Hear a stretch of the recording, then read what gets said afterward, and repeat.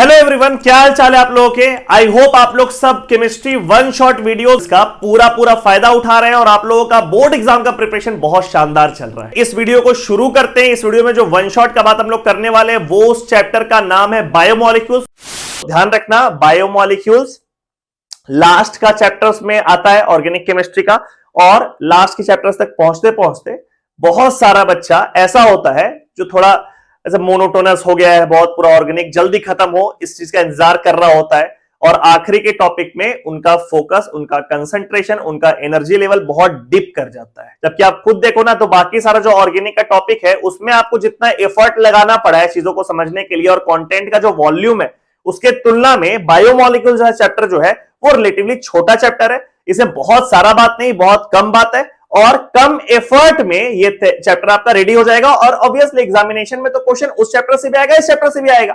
In fact अगर कोई मेरे से पूछे तो हम बोलेंगे बहुत इफेक्टिव चैप्टर है, बिकॉज इफेक्टिवनेस हम लोग कैलकुलेट करते हैं कि कितना मेहनत लगा और वो चैप्टर से क्या रिजल्ट और क्या रिटर्न आपको मिला। तो चलिए शुरू करते हैं बायोमोलिक्यूल्स में कार्बोहाइड्रेट्स। ठीक है, जो इसका पहला पार्ट है कार्बोहाइड्रेट्स। सी कार्बोहाइड्रेट्स जो टर्म है इसमें है कार्ब और hydrate, which means hydrated carbon. तो इसका जो पुराना वाला डिफिनेशन था उसमें इसको इस तरह के मॉलिक्यूलर फॉर्मूला से रिप्रेजेंट किया गया था कि एक कार्बोहाइड्रेट्स का मॉलिक्यूलर फॉर्मूला कुछ ऐसा होता है। हाइड्रेटेड कार्बन दिख रहा है आप लोगों को, carbon with number X and H2O with number Y। इस फॉर्म का जो भी कंपाउंड होगा उसको हम लोग बोलेंगे कार्बोहाइड्रेट। ठीक है, जैसे फॉर एग्जांपल ग्लूकोज। ग्लूकोज सबसे फेमस कार्बोहाइड्रेट है। इस चैप्टर में बहुत डिटेल्स में हम लोग को पढ़ना है ग्लूकोज के बारे में। ग्लूकोज का मॉलिक्यूलर फॉर्मूला होता है C6H12O6। ठीक है, काफी लोगों को पता भी होगा मॉलिक्यूलर फॉर्मूला ग्लूकोज का C6H12O6। गौर से देखिए, इसको हम लोग ऐसे लिख सकते हैं C6H2O6। ठीक है, तो ये भी इसी फॉर्म का हो गया जहां पे X का वैल्यू 6 है और Y का वैल्यू भी 6 है। तो आपको दिख रहा है सिर्फ ग्लूकोज ही नहीं, ऐसा बहुत सारा कार्बोहाइड्रेट्स है जिसको अगर आप एक्सप्रेस करना चाहोगे तो उसका मॉलिक्यूलर फॉर्मूला इसी फॉर्म का निकल करके आएगा। ठीक है, लेकिन ये तो पुराना डिफिनेशन है, इसमें ना लिमिटेशंस था। लिमिटेशंस जैसे कि let's take example of deoxyribose. Deoxyribose का मॉलिक्यूलर फॉर्मूला होता है C5H10O4। ठीक है, deoxyribose is one of the carbohydrates, लेकिन आप गौर से देखो इसका जो मॉलिक्यूलर फॉर्मूला है वो इस फॉर्म का नहीं है। ठीक है, तो यानी कि इसमें लिमिटेशन हो गया कि नहीं, जरूरी नहीं है कि सारा कार्बोहाइड्रेट का मॉलिक्यूलर फॉर्मूला इसी फॉर्म का होगा। देयर आर कार्बोहाइड्रेट्स जिसका फॉर्मूला इस फॉर्म का नहीं है, ये एक एक्सेप्शन हुआ। ठीक है, बेसिकली लिमिटेशन हुआ कि ये वाले डिफिनेशन को वो फॉलो नहीं किया। एक और लिमिटेशन बताते हैं। दूसरा लिमिटेशन है कि जरूरी नहीं है कि जिस कंपाउंड का मॉलिक्यूलर फॉर्मूला इस फॉर्म का हो वो कार्बोहाइड्रेट ही हो। ठीक है, दोनों लिमिटेशन समझना है। पहला लिमिटेशन क्या था कि कुछ ऐसा मॉलिक्यूल जो कार्बोहाइड्रेट होता है बट इस फॉर्मूला का नहीं होता है, और दूसरा लिमिटेशन है कि कुछ ऐसा मॉलिक्यूल जो इस फॉर्मूला का होता है लेकिन कार्बोहाइड्रेट नहीं होता है। उसके लिए एग्जांपल है एसिटिक एसिड। एसिटिक एसिड, ठीक है, एसिटिक एसिड का मॉलिक्यूलर फॉर्मूला आप लोगों को पता होगा CH3COOH। ये एसिटिक एसिड है। इसको कंडेंस्ड फॉर्म में अगर आप लिखोगे तो आप क्या लिखोगे? C2H4O2। C2H4O2, और इसको आप एक्सप्रेस कर सकते हैं एज C2H2O2। तो आपको दिख रहा है acetic acid can be expressed as C2H2O2 which is of the form CXH2O Y।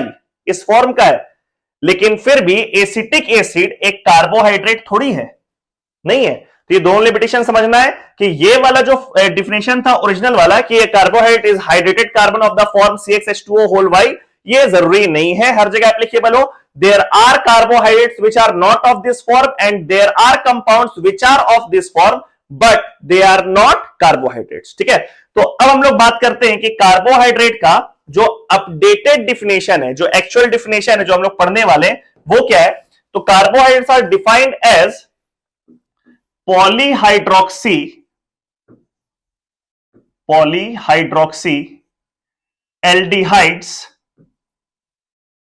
Aldehydes और कीटोन्स, पॉलीहाइड्रोक्सी एल्डिहाइड्स और कीटोन्स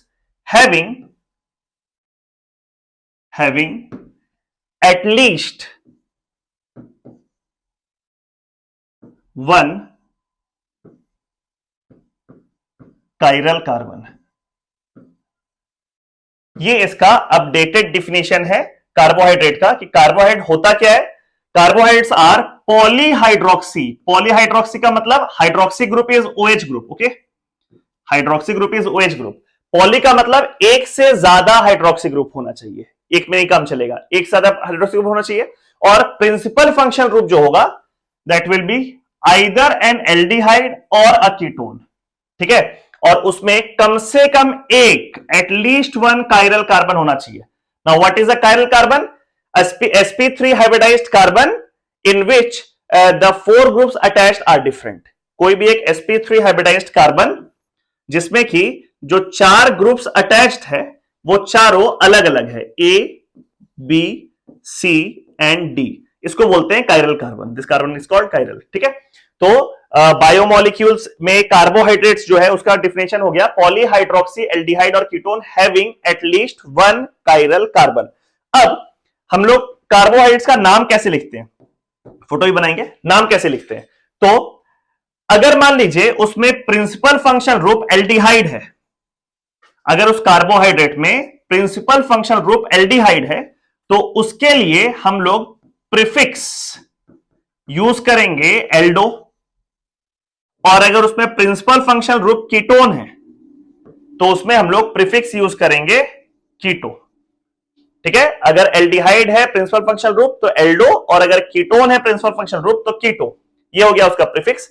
अब बात करते हैं सफिक्स का। तो सफिक्स के लिए देखना यहां पे नंबर ऑफ कार्बन एटम्स के अकॉर्डिंग सफिक्स डिसाइड होता है।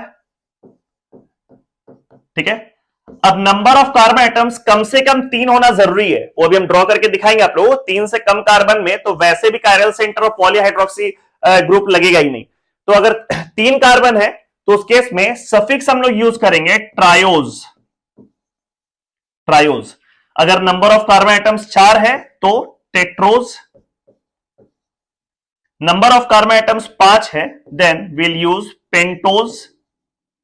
नंबर ऑफ कार्बन एटम्स 6 है तो will be using hexose and so on. ठीक है, तो ये उसका नाम के लिए प्रीफिक्स हो गया और वो सफिक्स हो गया। तो अब जल्दी से हम लोग इसका एक दो एग्जांपल में नाम लिख करके देखते हैं कि कैसे उसका नाम लिखेंगे। सबसे छोटा कार्बोहाइड्रेट, सबसे छोटा देखना ऐसे है, यहां पे हम लिख दिए CHO यानी कि एल्डिहाइड। भाई कीटोन करने के लिए तो कार्बन और बढ़ जाएगा ना, एल्डिहाइड में तो कार्बन कम रहेगा, एक तरफ H रहता है। तो सबसे छोटा के लिए यहां पे कर दिया एल्डिहाइड, यहां पे OH, इस जगह पे H और यहां पे लिख दिए CH2OH। ठीक है, आप खुद देखो गौर से कि कार्बोहाइड्रेट्स का जो भी डिफिनेशन था पॉलीहाइड्रोक्सी एल्डिहाइड और ketone with at least one chiral carbon, उसमें इससे छोटा और कोई मॉलिक्यूल और कोई कंपाउंड हो ही नहीं सकता है। देखिए इसमें एल्डिहाइडिक ग्रुप भी हो गया, पॉलीहाइड्रोक्सी था तो यहां देखो OH ग्रुप 2 है, पॉलीहाइड्रोक्सी हो गया, और ये वाला जो कार्बन है ये हो गया कायरल कार्बन। ठीक है, तो इसमें सारा कंडीशन सेटिस्फाई हुआ है, और इसके अलावा इससे छोटा आप कुछ भी नहीं लिख सकते हैं जिसमें कि ये सारा कंडीशन एक साथ सेटिस्फाई हो। ठीक है, अब इसका नाम लिखते हैं हम लोग। Principal functional group in this case is aldehyde, तो इसके लिए प्रीफिक्स यूज करेंगे हम लोग, क्या, विल यूजिंग एल्डो।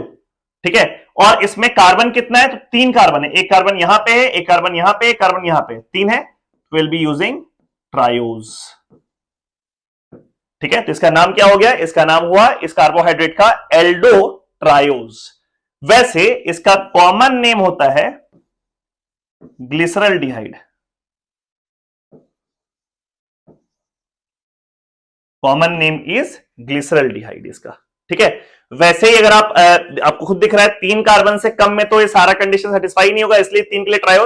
अब इसमें कार्बन को अगर आप इंक्रीज करते जाओगे तो उसके अकॉर्डिंग उसका नाम चेंज होता जाएगा। जैसे यहां पे मान लीजिए हमें ग्लूकोज का स्ट्रक्चर ड्रॉ करें,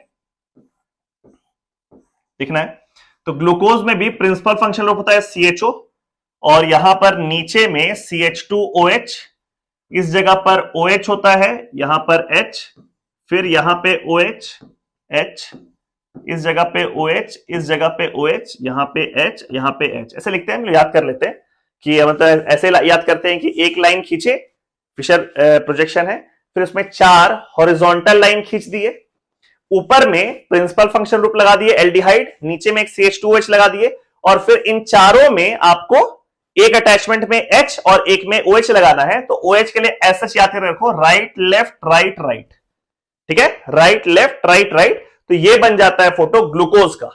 अब ग्लूकोज का अगर आपको इस तरीके का नाम लिखना है, रूल वाला नाम, तो उसके लिए आप देखिए इसमें भी प्रिंसिपल फंक्शनल ग्रुप क्या है, एल्डिहाइड, तो इसके लिए प्रीफिक्स यूज होगा एल्डो, एल्डो, ठीक है। और इसमें total number of carbon items कितना है, तो 1 2 3 4 5 और 6, यानी विल बी राइटिंग हेक्सोज, ठीक है, ध्यान रहेगा। तो कोई बोले कि अगर ग्लूकोज का नाम क्या होता है according to the rule of carbohydrate, तो आप उसको बोलिएगा एल्डोहेक्सोज, यानी कि एल्डोहेक्सोज इज वो कार्बोहाइड्रेट्स का जो रूल होता है उसके अकॉर्डिंग ग्लूकोज का नाम होता है, ठीक है। तो ये ऐसे नाम हो गया।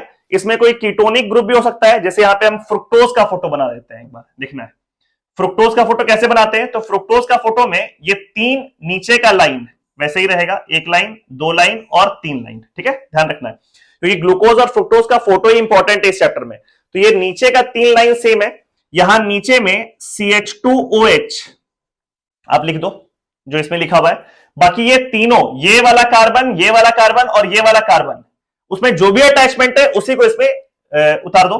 तो H OH, फिर इसमें OH OH और यहां पे H, यहां पे H, ठीक है, नीचे का 3 तक, यहां तक क्लियर है। अब यहां पर क्या चेंज है कि इसमें in case of fructose the principal functional group is ketone, तो उसमें ये जो ये वाला कार्बन है, ये वाला कार्बन, ये है मान लीजिए यहां पर ये कार्बन, तो इसमें आपको बनाना पड़ेगा कीटोनिक ग्रुप, यहां पे डबल बॉन्ड O लगा दिया, और ऊपर में जो CHO ग्रुप लगा हुआ है, ऊपर में CHO ग्रुप, वहां पर भी आप लगा दिए CH2OH, CHO की जगह क्या पे पुट कर दिया हम लोग, CH2OH। तो ये जो स्ट्रक्चर बना है, this structure is fructose, this structure is fructose, ठीक है, ये क्लियर है आप लोगों को। कार्बन देखो बिल्कुल सेम है, 1 2 3 4 5 6, इसमें भी 6 कार्बन, इसमें भी 6 कार्बन। वैसे भी आप लोगों को पता है ग्लूकोज हो चाहे फ्रुक्टोज, दोनों का मॉलिक्यूलर फॉर्मूला होता है C6H12O6। अगर नहीं पता है तो ये बात ध्यान रखना है, ग्लूकोज और फ्रुक्टोज दोनों का मॉलिक्यूलर फॉर्मूला होता है C6H12O6। सिर्फ डिफरेंस क्या होता है, तो ग्लूकोज में जो प्रिंसिपल फंक्शनल ग्रुप है वो होता है एल्डिहाइडिक ग्रुप CHO, और फ्रुक्टोज में जो प्रिंसिपल फंक्शनल ग्रुप होता है वो होता है कीटोनिक ग्रुप, यानी कि डबल बॉन्ड O, ठीक है। अदरवाइज आप देखो इसका भी मॉलिक्यूलर फॉर्मूला सेम है C6H12O6। अब इसका नाम अगर आपको लिखना है अकॉर्डिंग टू द रूल, तो इसका नाम क्या होगा एक बार सोच लो। इसके नाम में क्योंकि प्रिंसिपल फंक्शनल ग्रुप कीटोन है तो prefix keto will be used, है ना, और total number of carbon atoms तो सेम ही है 6, तो इसका सफिक्स हम लोग क्या यूज करेंगे, हेक्सोज। ग्लूकोज के लिए एल्डोहेक्सोज, एल्डोहेक्सोज, और फ्रुक्टोज के लिए we are using ketohexose. Both have same molecular formula. आपसे पूछा जाए क्या डिफरेंस है, तो एक में एल्डिहाइडिक ग्रुप है, एक में कीटोनिक ग्रुप है। एक और डिफरेंस है, और वो डिफरेंस कुछ ऐसा, ध्यान देना, ग्लूकोज में total number of chiral centres जो है वो है 4, दिख रहा है, total number of chiral centres 4 है, जबकि फ्रुक्टोज में नंबर ऑफ कायरल सेंटर्स है 3। ये भी डिफरेंस है कि total number of chiral centres fructose में 3 है और ग्लूकोज में है 4। तो ये स्ट्रक्चर हो गया जो आप लोग को ध्यान में रखना है। ग्लिसरल्डिहाइड हो गया, फ्रुक्टोज हो गया और ग्लूकोज हो गया, और इन सब का जो नाम है रूल के अकॉर्डिंग इट इज एल्डोट्रायोज, उसका एल्डोहेक्सोज और इसका कीटोहेक्सोज। आप लोग आइसोमेरिज्म में डी या एल फॉर्म पढ़े हैं, डी या एल फॉर्म इन आइसोमेरिज्म। इस डी का मतलब होता है आइसोमेरिज्म में डेक्स्ट्रोरोटेटरी, डेक्स्ट्रोरोटेटरी, और इस एल का मतलब होता है लीवोरोटेटरी। ठीक है, डेक्स्ट्रोरोटेटरी का मतलब जो प्लेन ऑफ पोलराइज्ड लाइट को क्लॉकवाइज रोटेट करे, और लीवोरोटेटरी का मतलब जो प्लेन ऑफ पोलराइज्ड लाइट को एंटी क्लॉकवाइज रोटेट करे। ठीक है, this is called small D and small L form. ठीक है, ये सेपरेट चीज है जो कि हम लोग आइसोमेरिज्म में देखे थे। ठीक है, अभी हम लोग बात करेंगे कार्बोहाइड्रेट्स में, जिसमें होता है capital D and capital L form. ध्यान देना, ये डिफरेंट है, ये डेक्स्ट्रोरोटेटरी एंड लीवोरोटेटरी नहीं है। हाँ, ये अलग बात है, यहां पे डी का नाम it is dextro, not rotatory, only dextro, and this L stands for levo, not levo rotatory but only levo. ठीक है, dextro is a Latin term that means right, ठीक है, and levo means left। तो थोड़ा सा हम लोग देखते हैं कि ग्लूकोज वाले फॉर्म में DL फॉर्म कैसे निकल करके आता है। Will start with glyceraldehyde. Glyceraldehyde के एग्जांपल एक देखते हैं हम लोग, अभी जस्ट बनाए थे ग्लिसरल्डिहाइड का फोटो, कैसा था, यहां ऊपर में एल्डिहाइडिक ग्रुप CHO, यहां नीचे में CH2OH, इस जगह पर OH और इस जगह पर H। ठीक है, ये D फॉर्म का बना है या L फॉर्म का बना है, इसके लिए रूल समझ लेना है। इसमें करना है क्या है अपने को, सबसे पहले ऐसा फिशर प्रोजेक्शन बनाना है जिसमें ये प्रिंसिपल फंक्शनल ग्रुप यानी कि एल्डिहाइडिक ग्रुप टॉप पे रहे। ठीक है, अगर मान लीजिए कि यहां पे एल्डिहाइडिक ग्रुप दिया रहता तो इसको हम लोग इवन नंबर ऑफ स्वैपिंग करके, यानी कि एक स्वैपिंग नहीं, एक स्वैपिंग में तो इन्वर्जन हो जाता है, एटलीस्ट 2 स्वैपिंग्स है ना, इवन नंबर ऑफ स्वैपिंग करके इसको हम लोग ऊपर वाले बॉन्ड में भेज देते हैं। किसको, एल्डिहाइडिक ग्रुप को। ठीक है, तो सबसे पहला काम आपको करना है कि आपका जो प्रिंसिपल फंक्शनल ग्रुप है यानी कि एल्डिहाइडिक ग्रुप या कीटोनिक ग्रुप, इसको आपको भेज देना है फिशर पोजीशन में टॉप वाले बॉन्ड में। ठीक है, अब आपको नंबरिंग करना है अकॉर्डिंग टू IUPAC नोमेनक्लेचर। तो नंबरिंग के हिसाब से प्रिंसिपल फंक्शनल ग्रुप को मिल जाएगा नंबर 1, इस कार्बन को नंबर 2 और ये वाले कार्बन को मिल जाएगा नंबर 3। ये नंबरिंग हो गया IUPAC के हिसाब से। इसमें क्योंकि ग्लिसरल्डिहाइड में एक ही कायरल सेंटर है तो हम लोग इसी को देखेंगे, अदरवाइज अगर एक से ज्यादा कायरल सेंटर होता तो हम लोग देखते हाईएस्ट नंबर्ड कायरल सेंटर को। खैर उसका एग्जांपल अभी देखेंगे हम लोग किसको देखेंगे, हाईएस्ट नंबर कायरल सेंटर को। ठीक है, तो इसमें तो एक ही कायरल सेंटर तो सिर्फ उसी को देखेंगे, और उसमें आप देखो कि OH वाला जो ग्रुप है वो लेफ्ट में है कि राइट में। तो आपको दिख रहा है कि इस फोटो में जो OH वाला ग्रुप है वो है राइट में। राइट का मतलब हो गया कि वो D फॉर्म का है, D फॉर्म। तो ये जो स्ट्रक्चर आपको दिख रहा है this is of D glyceraldehyde.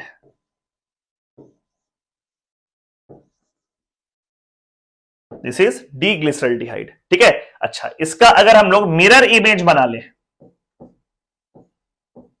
Mirror image, तो इसका मिरर इमेज कैसा बनेगा, फिर से ऐसा फिशर बन गया जिसमें कि इस वाले बॉन्ड में तो CHO ही रहेगा, ये वाले बॉन्ड पे OH आ जाएगा, इसका मिरर इमेज, ये H यहां दूर चला जाएगा और यहां पे हो गया CH2OH। अब इस बार ये जो कायरल सेंटर है इसमें ये जो OH ग्रुप है ये किस तरफ लगा हुआ है, ये लगा हुआ है लेफ्ट में।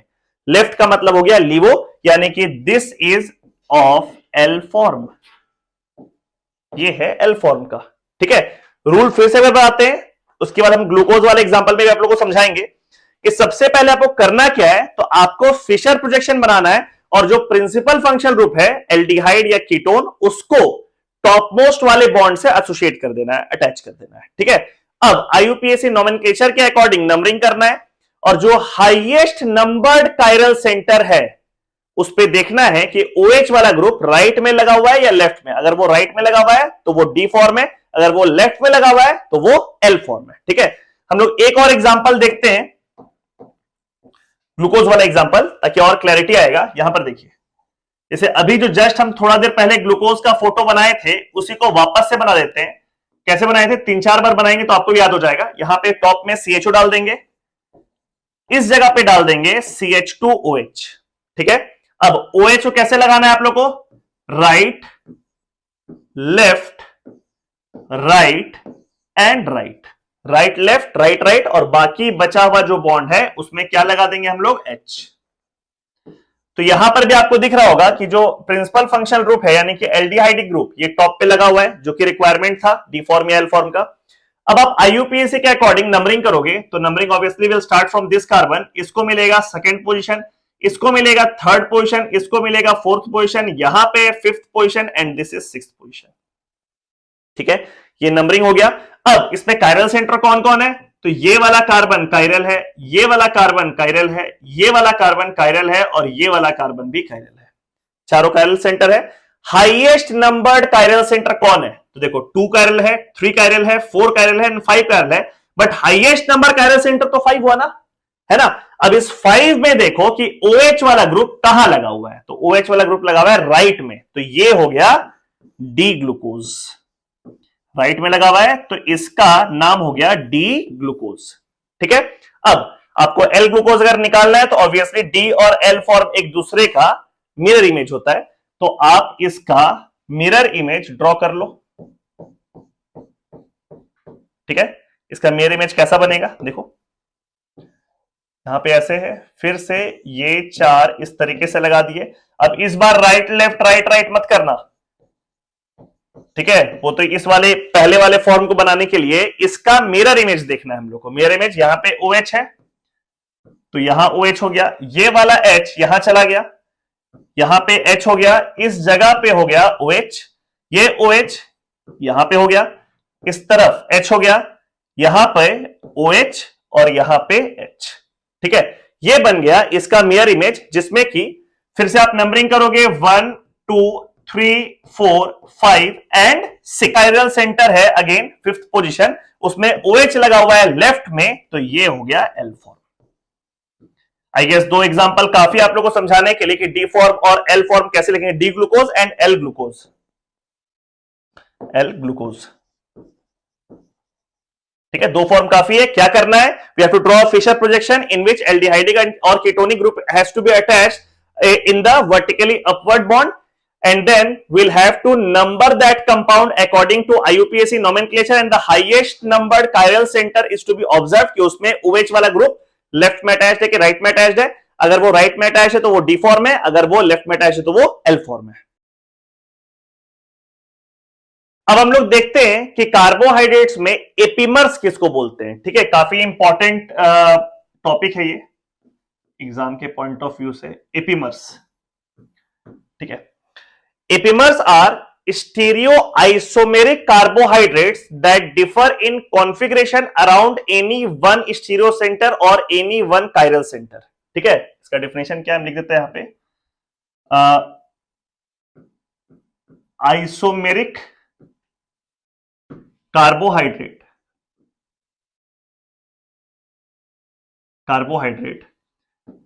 that differs in configuration around one chiral center, around 1 chiral center। ठीक है, खैर इसको समझाते हैं पहले एग्जांपल से तो और क्लियर होगा। इसे देखिए, यहां पे हम ग्लूकोज डी ग्लूकोज का फोटो बना रहे हैं, तो यहां पे फिर से लिखेंगे राइट लेफ्ट राइट राइट, नीचे में CH2OH, ऊपर में CHO, यहां पर H H एंड H। ठीक है, यहां भी H। इसमें कायरल सेंटर कौन कौन है, तो ये वाला कार्बन कायरल है, ये वाला कार्बन कायरल है, ये वाला कार्बन कायरल है, और ये वाला कार्बन कायरल है। ठीक है, this is structure of D glucose. D glucose. ठीक है, अब इसमें सबसे पहला वाला जो कायरल सेंटर है, ये वाला कायरल सेंटर, इसके अराउंड कॉन्फ़िगरेशन पलट दो, बाकी सबको सेम रखना है, बाकी सारे कायरल सेंटर का कॉन्फ़िगरेशन को चेंज नहीं करना है, क्योंकि यहां पर लिखा हुआ है that you have to change the configuration only around one chiral centre. ठीक है, तो सिर्फ ये पहला वाला कायरल सेंटर जो यहां वाला है, इसमें अगर हम लोग कॉन्फ़िगरेशन पलटते हैं तो कैसा फोटो बनेगा, उस फोटो को यहां पे बना रहे हैं। देखिए यहां पे टॉप में तो CHO ही रहेगा, ये वाला कायरल सेंटर में OH और H को पलट दो, तो यहां पर आ गया OH और यहां पे आ गया H, और बाकी जैसा है वैसे ही छोड़ दो, यानी कि इस जगह पे जैसा दिख रहा है बिल्कुल मिरर इमेज नहीं करना है, सिर्फ ये वाले को पलटना है, बाकी जैसा है वैसे ही लिख देंगे। अगर तो यहां पर OH H, इस जगह पर H OH, और इस जगह पे फिर से H OH, और यहां पर CH2OH। ठीक है, तो ये वाला फॉर्म जो बना है ये इस डी ग्लूकोज का एपिमर है, यानी कि ये दोनों एपिमर है। ठीक है, अब ऑब्वियस ये ग्लूकोज तो है नहीं, और इसका नाम आप लोगों को याद भी रखना है, ध्यान भी रखना है। दिस इज, अब यहां पे 1 2 3 4 फोर्थ पोजीशन में फिर OH जो है वो राइट साइड में तो डी फॉर्म हो गया, this is called D mannose, this is D mannose. ठीक है, चलिए अब ये हो गया कि हम लोग इस कार्बन के अराउंड कॉन्फ़िगरेशन चेंज किए ग्लूकोज का। अब एक काम करते हैं, ग्लूकोज का ही इस कार्बन के अराउंड कॉन्फ़िगरेशन चेंज करते हैं, ये दूसरा वाला कायरल सेंटर। ठीक है, तो कैसा फोटो बनेगा देखो, ऐसे है, फिर से यहां पे टॉप में CHO, पहला वाला जो कॉन्फ़िगरेशन है उसमें एग्जैक्टली यही वाला अरेंजमेंट को छोड़ देंगे, तो इस जगह पे H और इस जगह पे OH हो गया। सेकेंड वाला जो कायरल सेंटर है उसका कॉन्फ़िगरेशन को पलट देंगे, तो लेफ्ट में हो जाएगा H और राइट में हो जाएगा OH, बाकी दोनों कायरल सेंटर का कॉन्फ़िगरेशन जैसा है वैसे ही छोड़ देंगे, तो यहां पे H, इस जगह पर OH, और इसमें भी यहां पे H और इस जगह पे OH, और सबसे नीचे हो गया CH2OH। ठीक है, आपको दिख रहा है कि ग्लूकोज और उस फोटो में ये दोनों स्टीरियो आइसोमर्स है, ये दोनों स्टीरियो आइसोमर्स है, जिसमें सिर्फ ये वाला कायरल सेंटर के अराउंड कॉन्फ़िगरेशन पलटा हुआ है, बाकी सब कुछ सेम है। इसका नाम होता है डी एलोज। एलोज, हम लोग को एटलीस्ट ग्लूकोज का सारा एपिमर्स का नाम ध्यान रखना है। ठीक है, तो ये पहला वाला कायरल सेंटर के अराउंड जब कॉन्फ़िगरेशन पलटा तो क्या बना, डीमैनोज। दूसरा वाला कायरल सेंटर के अराउंड जब पलटा तो क्या बना, एलोज। अब हम ये तीसरा वाला कायरल सेंटर के अराउंड कॉन्फ़िगरेशन को पलटने वाले, थर्ड कायरल सेंटर। ठीक है, तो फोटो कैसा बनेगा थर्ड कायरल सेंटर के अराउंड पलटने से, देखिए, तो ऊपर में CHO, नीचे CH2OH, इसमें तो कोई डिफरेंस है नहीं। पहला वाला कायरल सेंटर सेम कॉन्फ़िगरेशन, दूसरा वाला chiral centre again same configuration, but तीसरा वाला में पलट देना है, तो तीसरा वाला में OH यहां हो गया, H उधर हो गया, और राइट वाला जैसा है वैसे ही छोड़ देंगे, ये हो गया। ठीक है, अब ये ग्लूकोज का वो जो लास्ट वाला बनाए हैं वो भी इसका एपिमर है, इसका नाम होता है this called D galactose.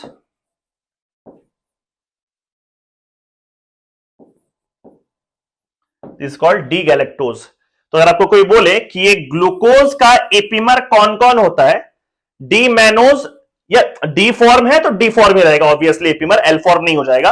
Glucose का एपिमर मैनोज, एलोज और गैलेक्टोज। ठीक है, पहला कायरल सेंटर के अराउंड करने पर मैनोज, दूसरा कायरल सेंटर के अराउंड पलटने पर एलोज, और तीसरा कायरल सेंटर के अराउंड पलटने पर गैलेक्टोज। अब आप ये बोलेंगे कि सर ये चौथा वाला कायरल सेंटर के अराउंड आप क्यों नहीं पलटे, इसलिए नहीं पलटे हैं बिकॉज चौथा वाला कायरल सेंटर के अराउंड पलटेंगे तो डी फॉर्म से एल फॉर्म बन जाएगा, उसको एपिमर नहीं बोलते हैं। ठीक है, वो तो डी फॉर्म एल फॉर्म अलग स्टीरियोकेमिस्ट्री हो गया, तो वो नहीं है। जैसे अगर आप एपिमर बनाओगे तो डी ग्लूकोज का एपिमर जो भी बनेगा वो सब का सब डी फॉर्म का होगा, एल ग्लूकोज का बनाओगे तो जो भी एपिमर बनेगा वो सब का सब एल फॉर्म का होगा। ठीक है, तो इसलिए जो हाईएस्ट नंबर कायरल सेंटर होता है उसमें पलटने वाले को एपिमर नहीं बोलते। उसके अलावा ध्यान रखना, इसमें लिखा अराउंड वन कायरल सेंटर, तो इसमें साथ में एक चीज और मेंशन भी कर दो यहां पे, except highest numbered, except highest number. ये समझ में आ रहा है कि कोई भी कायरल सेंटर के अराउंड पलटने से एपीमर बन जाएगा, लेकिन हाईएस्ट नंबर जो कायरल सेंटर है उसके अराउंड पलटने से एपीमर नहीं बनेगा, वो तो डी फॉर्म का एल फॉर्म बन जाएगा। And D and L R not epimer. Epimers जो होता है उन सब का ये वाला configuration, whether it is D form और एल फॉर्म, वो सब का सब सेम रहता है। ठीक है, तो ये नाम ध्यान रखना है कि mannose, allose and galactose, these are epimers of glucose. अब हम लोग देखेंगे कि ग्लूकोज और फ्रुक्टोज का हेमी एसिटल वाला फॉर्म कैसा होता है। ठीक है, तो सबसे पहले हेमी एसिटल बोलते किसको है, तो carbon atom containing OH group and OR group. कोई भी एक कार्बन एटम में OH और OR जब दोनों प्रेजेंट रहेगा तो इस लिंकेज को हम लोग कहते हैं hemi acetal linkage. Hemi acetal linkage, ठीक है, जहां पे R क्या है, R कोई भी अल्काइल ग्रुप है, CH3, C2H5, C3H7 and so on. ठीक है, तो हम लोग देखते हैं कि ग्लूकोज वाला हेमी एसिटल फॉर्म में कैसे एग्जिस्ट करता है और कैसे बनता है। तो सबसे पहले यहां पे हम लोग एक बार डी ग्लूकोज का फोटो बना लेते हैं। सारा पढ़ाई हम लोग डी ग्लूकोज लेकर के करते हैं मोर और लेस।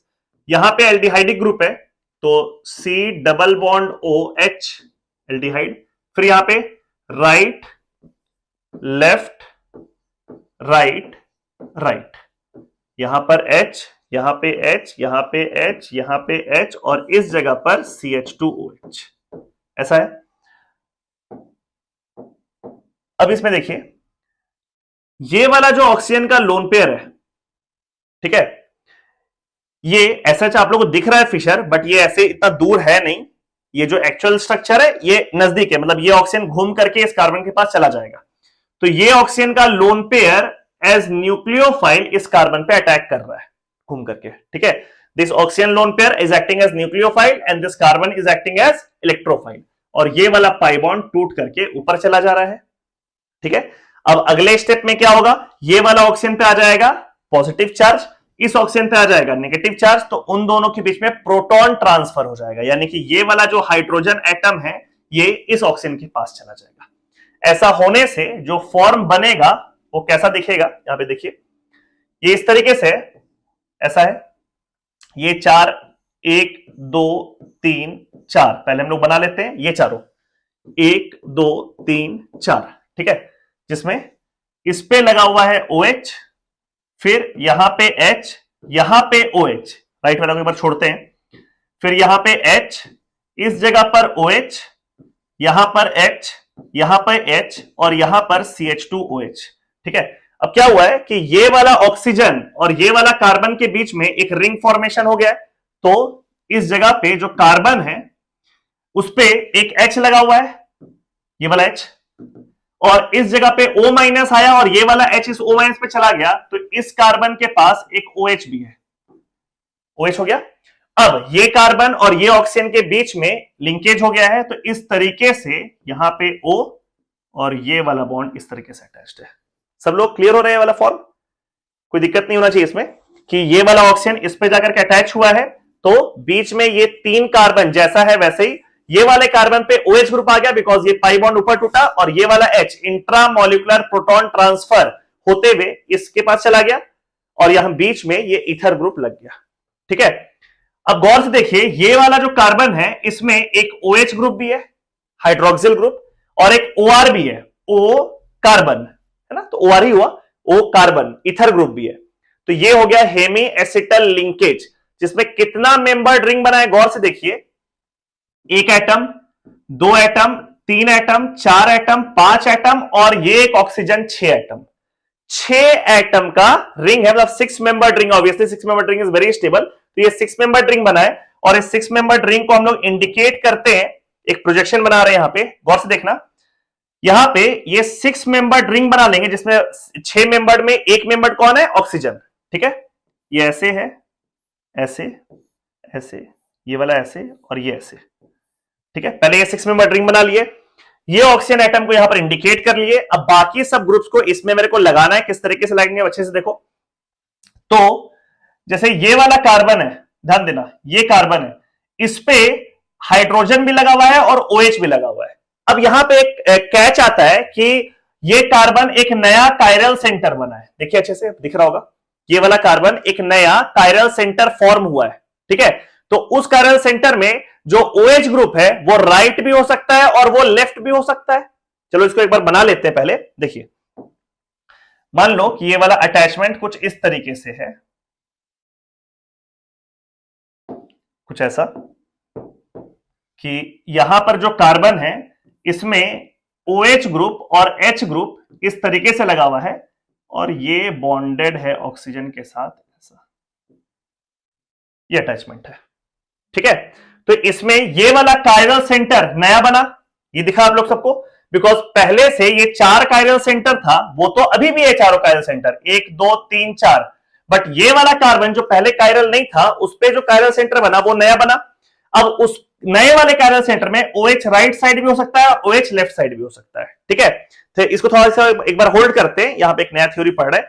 तो अगर ये OH राइट साइड हुआ नए वाले कायरल सेंटर में, अगर OH ग्रुप जो लगा है वो राइट साइड लगा है, तो इसको बोलते हैं हम लोग alpha form. Now this one was D glucose, ध्यान देना, this one was D glucose, ठीक है। तो ये डी ग्लूकोज तो यहां पर भी है, बिकॉज वो वाला फॉर्म तो हम नहीं चेंज किए, लेकिन एक नया कायरल सेंटर बना है जिसमें OH किस तरफ लगा हुआ है, राइट साइड, तो इसको हम लोग कहते हैं alpha D glucose, alpha D glucose, ठीक है। और अगर इसी में सब कुछ सेम रहता, सिर्फ ये वाले कार्बन पे ये H और OH पलट जाता, यानी कि इस तरफ OH रहता और उस तरफ H रहता, तो उसको हम लोग क्या बोलते हैं, बीटा डी ग्लूकोज, ठीक है। उसका भी फोटो हम यहां पर बना ही देते हैं, देख लीजिए, ऐसे है इस तरीके से, और यहां पे ये कार्बन एटम और ये कार्बन एटम से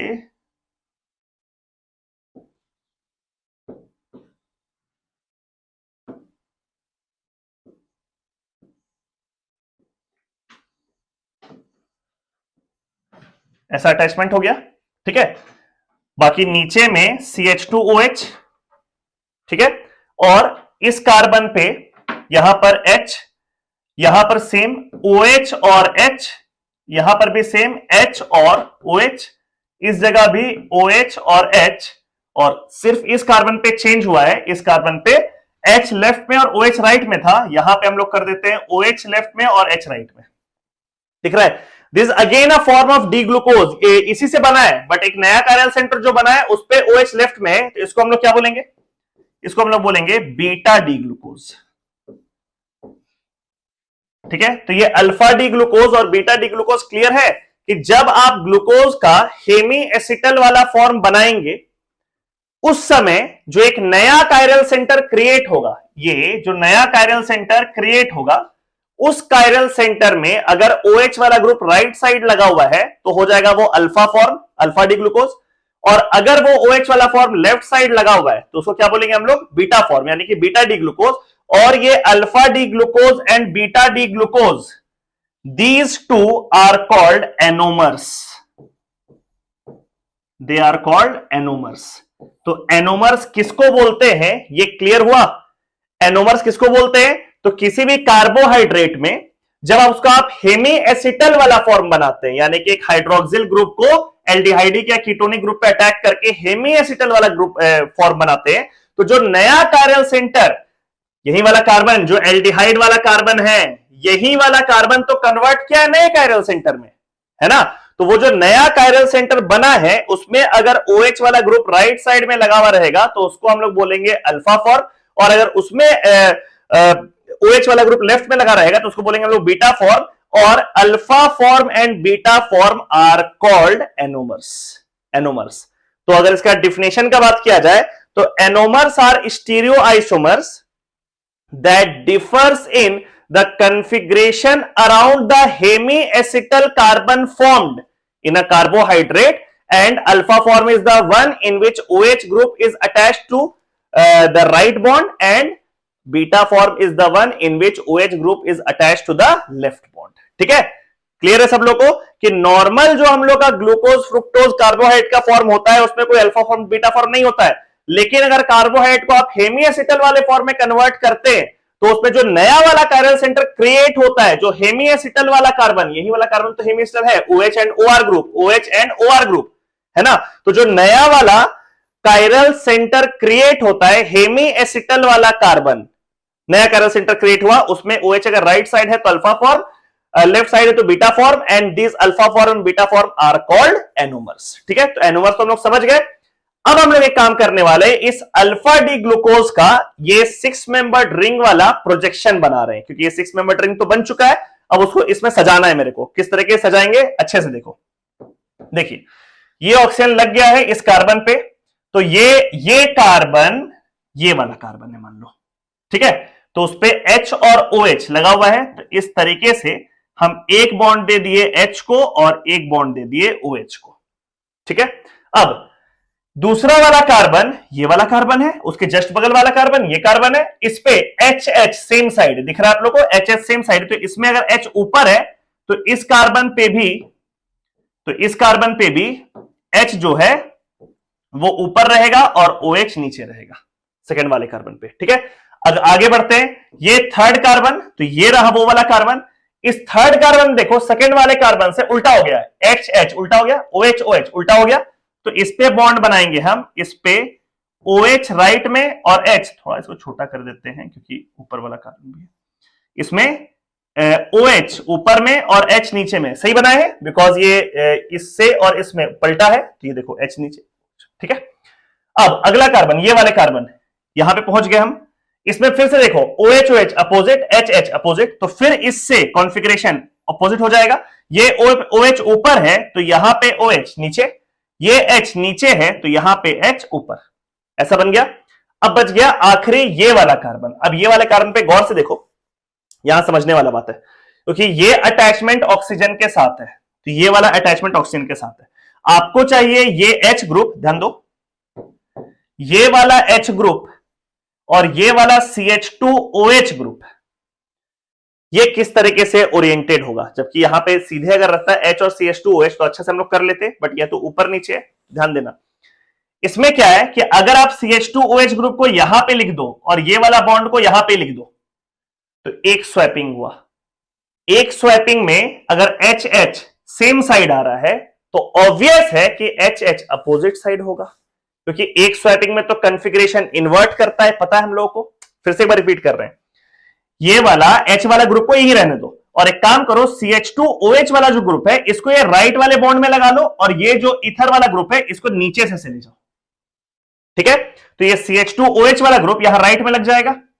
अगर वैसा होता है तो आप बोलोगे सर HH देखिए सेम साइड है, लेकिन वैसा कब हुआ, एक स्वैपिंग करने के बाद हुआ ना, तो एक स्वैपिंग करने के बाद अगर HH सेम साइड है तो एक्चुअली HH अपोजिट साइड है, बिकॉज एक स्वैपिंग के बाद कॉन्फ़िगरेशन पलट जाता है। आई होप आप लोगों को क्लियर होगा। तो इसमें जो फॉर्म बनेगा उसमें H सेम साइड नहीं होके किस तरफ होगा, अपोजिट साइड होगा, तो ये वाला बॉन्ड ऐसे बना, यहां पे अगर H ऊपर है तो यहां पे H नीचे हो जाएगा, यहां पे OH नीचे है तो यहां पे OH की जगह कौन है, CH2OH हो जाएगा ऊपर। ठीक है, ये हो गया 6 मेंबर्ड रिंग वाला प्रोजेक्शन, यानी कि हेमी एसिटल वाला प्रोजेक्शन, किसका, अल्फा डी ग्लूकोज का। ये अल्फा डी ग्लूकोज का प्रोजेक्शन है बाबू। अब बोलोगे सर बीटा डी ग्लूकोज का प्रोजेक्शन, तो इस पूरे प्रोजेक्शन में सिर्फ एक जगह चेंज होगा, सोचो कहां पर, तो ये पहला वाला कायरल सेंटर जो कि ये वाला कार्बन है, तो इस कार्बन में अगर ये H और OH को आप पलट देते, यानी कि OH ऊपर और H नीचे आप कर देते हो, तो वो बन जाएगा प्रोजेक्शन किसका, बीटा डी ग्लूकोज का प्रोजेक्शन बन जाएगा। ठीक है, तो ये फोटो जो आप लोगों को दिख रहा है ये अल्फा डी ग्लूकोज का है, ये वाला H और OH को अगर आप पलट दोगे तो वो वाला फोटो बन जाएगा किसका, वो फोटो बन जाएगा बीटा डी ग्लूकोज का। ठीक है, जिस तरीके से इसको हम लोग बोलते हैं फिशर प्रोजेक्शन, है ना, these are called Fischer projection, उसी तरीके से ये जो नीचे वाला प्रोजेक्शन आपको दिख रहा है, ये वाला प्रोजेक्शन, इसको हम लोग कहते हैं हैवर्थ projection. This projection is called Haworth projection. This one is called Fisher projection, and this 6-membered cyclic form, hemiacetal form, is called Haworth projection. जिसमें गौर से देखना यही वाला कार्बन है जो हेमिएसिटल लिंकेज के थ्रू अटैच्ड है, यहां पे OH और यहां पे OR। ठीक है, OH और OR अगर दोनों रहेगा तो उसको हम लोग क्या बोलेंगे, उसको हम लोग बोलेंगे हेमिएसिटल। तो हम लोग ग्लूकोज का हैवर्थ प्रोजेक्शन देख लिए जो 6 मेंबर्ड रिंग वाला हेमिस्टल फॉर्म था। अब फ्रुक्टोज का देखते हैं। तो पहले हम लोग फ्रुक्टोज का फोटो बना लेते हैं। फ्रुक्टोज का फोटो में आप लोग को याद है कि ये 3 था, इस जगह पर CH2OH था, तो वो जो राइट लेफ्ट राइट राइट था उसका राइट वाला तो हट गया, बट लेफ्ट राइट राइट, ठीक है, H H H, ठीक है। और यहां पर क्या रहेगा, इस जगह पर CH2OH और इस कार्बन पे आप लोगों को याद होगा एक कीटोनिक ग्रुप लगा हुआ था, डबल बॉन्ड ऐसा लगा हुआ था, ठीक है। ये फ्रुक्टोज का फोटो है। अब इसका हेमिएस्टल फॉर्म बनाने के लिए फिर से हम लोग क्या करेंगे, वही ग्लूकोज के जैसे ही, this is the form of D fructose, you can see this is D fructose, है ना। बिकॉज आप अगर कैरियलिटी देखो तो ये पहला कैरियल सेंटर, दूसरा कैरियल सेंटर, तीसरा कैरियल सेंटर, तो हाईएस्ट नंबर कैरियल सेंटर में OH राइट साइड में, तो ये डी फॉर्म हो गया। अब डी फ्रुक्टोज में जो ऑक्सीजन का लोन पेयर है, ये लोन पेयर यहां पे अटैक किया, ये न्यूक्लियोफाइल, ये कार्बन इलेक्ट्रोफाइल, ये वाला पाई बॉन्ड O पे गया, और अगले स्टेप में प्रोटॉन ट्रांसफर हो गया H यहां से वहां, दिख रहा है, क्लियर है। तो वैसे केस में यहां पे कैरियल सेंटर फॉर्म किया, और इसका फॉर्म हम बनाते हैं हेमिएस्टल वाला। पहले फिशर बना लेते हैं। तो ये देखिए फिशर प्रोजेक्शन में ऐसा है। अब इसमें ये 2 कायरल सेंटर पहले बना लो कि ये तो इसी तरीके से रहेगा, इसमें तो कोई चेंज है नहीं। कौन कौन सा, ये वाला और ये वाला, है ना। तो यहां पे H, इस जगह पर OH, यहां OH और इस जगह पे H, ठीक है। फिर थोड़ा नीचे एक्सटेंड करते हैं, ये बॉन्ड ऐसे बनाते हैं जो कि आगे चल के हेमिस्टल लिंकेज जुड़ने वाला है, और यहां पे बना देते हैं हम CH2OH, इस जगह पे H है, ये ऑक्सीजन से जुड़ने वाला है इस कार्बन पे, और ये वाला जो कार्बन है वो लिंक होने वाला है इस ऑक्सीजन से थ्रू हेमिएस्टल लिंकेज। तो इसको हम लोग कुछ इस तरीके से लिखेंगे, देखिए यहां पे कार्बन है जो इस तरीके से जुड़ गया ऑक्सीजन, और ये यहां पे जुड़ा हुआ है, ऐसा हो गया। अब ये वाले कार्बन पे जो नया कायरल सेंटर बना है, यहाँ पे CH2OH, ठीक है, नया कायरल सेंटर बना है, उसमें एक OH ग्रुप है और एक CH2OH ग्रुप है। तो ध्यान रखना हम लोग को तो याद ही है कि अगर OH वाला ग्रुप राइट साइड लगेगा तो ऑब्वियसली लेफ्ट साइड में क्या लगेगा, यहाँ पे CH2OH वाला ग्रुप। अगर राइट साइड लगेगा OH वाला ग्रुप तो ये फॉर्म हो जाएगा डी फॉर्म, तो ये वाला फॉर्म, सॉरी ये फॉर्म हो जाएगा अल्फा वाला फॉर्म, तो ये हो जाएगा अल्फा डी फ्रुक्टोज, ठीक है ना। जो नया कायरल सेंटर बना है उसको ऑब्जर्व करना है, और नया कायरल सेंटर में अगर OH राइट साइड में है तो ये हो गया अल्फा फॉर्म। अगर नया वाला कायरल सेंटर में OH लेफ्ट फॉर्म में रहेगा तो वो हो जाएगा बीटा डी फ्रुक्टोज, ठीक है। तो ये अल्फा डी फ्रुक्टोज हो गया। बीटा डी फ्रुक्टोज बना लोगे, एग्जैक्टली सेम स्ट्रक्चर रहेगा, सिर्फ ये वाले कार्बन पे OH लेफ्ट हो जाएगा और CH2OH राइट में चला जाएगा, ठीक है।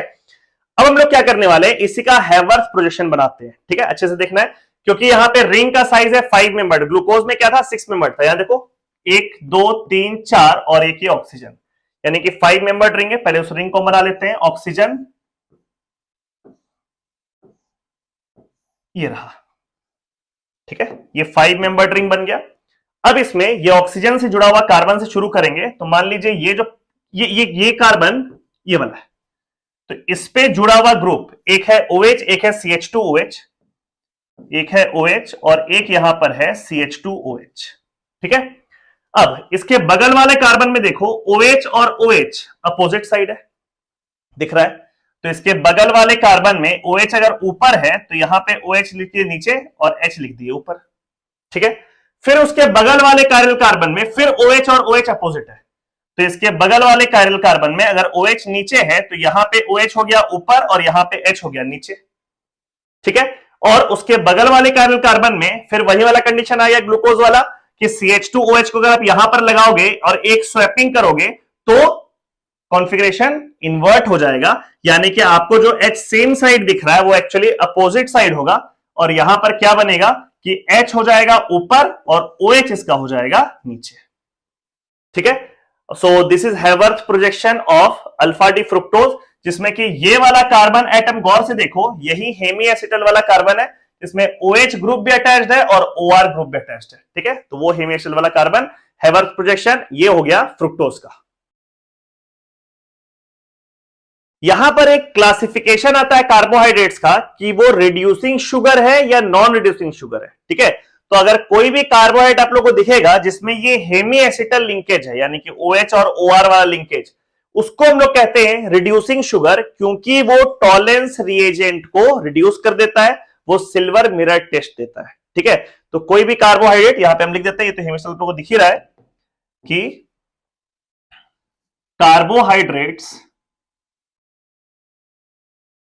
Hydrates in hemiacetal form, hemiacetal समझ गए, OR और OH दोनों होगा, carbohydrates in hemiacetal form are reducing sugars as they reduce tolerance reagent.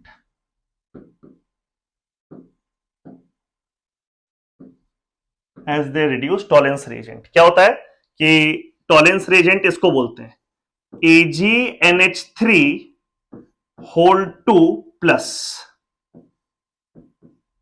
OH minus. ठीक है, यानी alkaline solution of ammonium silver ion, इसको बोलते हैं Tollens reagent. This is called Tollens reagent. ठीक है, तो इसके साथ वो जो हेमी एसिटल वाला फॉर्म है कार्बोहाइड्रेट का, वो रिएक्ट करता है और इसमें ये जो टॉलेंस रिएजेंट है इसमें Ag रिड्यूस हो जाता है और रिड्यूस होकर के बनाता है Ag+1 ऑक्सीडेशन स्टेट से 0। यहां पे Ag+1 ऑक्सीडेशन स्टेट है, यहां पे Ag0 ऑक्सीडेशन स्टेट है। दैट फॉर्म्स सिल्वर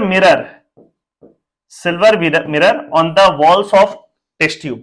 तो सिल्वर मिरर टेस्ट देता है, ये इस टॉलेंस रिएजेंट को रिड्यूस करता है, इसलिए हेमी एसिटल वाले फॉर्म का जो भी कार्बोहाइड्रेट होता है उसको हम लोग क्या बोलते हैं, रिड्यूसिंग शुगर। तो अभी हम लोग एक क्लासिफिकेशन पढ़े कार्बोहाइड्रेट्स का on the basis of reducing sugar and non reducing sugar, यानी कि जो टॉलेंस रिएजेंट को रिड्यूस करेगा वो रिड्यूसिंग शुगर, और जो टॉलेंस रिएजेंट को रिड्यूस नहीं कर पाएगा वो नॉन रिड्यूसिंग शुगर। पहचानने का तरीका, रिड्यूसिंग शुगर में हेमी एसिटल लिंकेज रहेगा और नॉन रिड्यूसिंग शुगर में हेमी एसिटल लिंकेज नहीं रहेगा। ठीक है, अब हम लोग एक और क्लासिफिकेशन करने वाले कार्बोहाइड्रेट्स का।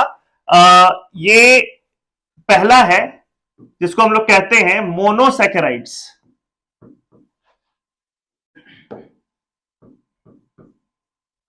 एक्चुअली ये वाला क्लासिफिकेशन एनसीईआरटी में बहुत पहले दिया हुआ है, बट यहां पे हम लोग अच्छे से देखते हैं। मोनोसैकेराइड्स उसको बोलते हैं ऐसा सिंपलेस्ट कार्बोहाइड्रेट्स जो फर्दर हाइड्रोलाइज नहीं होता है, मतलब उसमें आप H2O डालोगे अगर तो वो टूटेगा नहीं और फर्दर छोटे छोटे कार्बोहाइड्रेट्स में हाइड्रोलाइज नहीं होगा। ठीक है, तो मोनोसैकेराइड्स का मतलब they does not hydrolyse to simpler forms, further और सिंपल फॉर्म में वो हाइड्रोलाइज नहीं होता है, यानी कि सिंपलेस्ट कार्बोहाइड्रेट जो होता है उसको बोलते हैं मोनोसैकेराइड्स। अभी जो हम लोग पढ़ रहे थे, यानी कि ग्लूकोज, फ्रुक्टोज, ठीक है, और भी था जो हम लोग इसका एपिमर्स पढ़े थे, मैनोज हो गया, गैलेक्टोज हो गया, एलोज हो गया, ये सब का सब मोनोसैकेराइड्स है। ठीक है, फर्दर हाइड्रोलाइज नहीं होगा। दूसरा होता है ओलिगोसैकेराइड्स।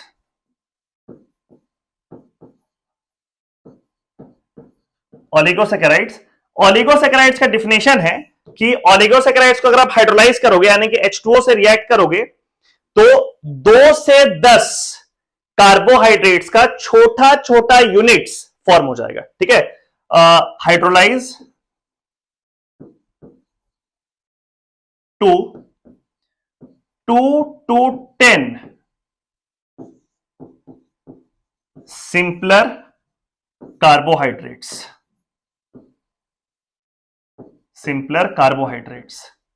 इसको बोलते हैं हम लोग ओलिगोसैकेराइड्स की 2 से 10, 2, 3, 4, 5 इतना कार्बोहाइड्रेट्स में वो हाइड्रोलाइज कर जाएगा जब उसको आप H2O से रिएक्ट करोगे सिंपलर कार्बोहाइड्रेट्स में।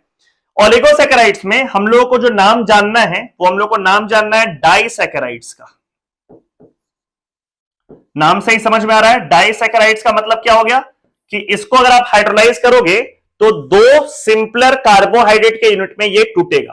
ठीक है, जैसे डाइसैकेराइड का जो एग्जांपल है, दिस इज सुक्रोज। सुक्रोज। ठीक है, और भी एग्जांपल है, लैक्टोज है, माल्टोज, इधर लिख देते हैं। ठीक है, sucrose, lactose, maltose.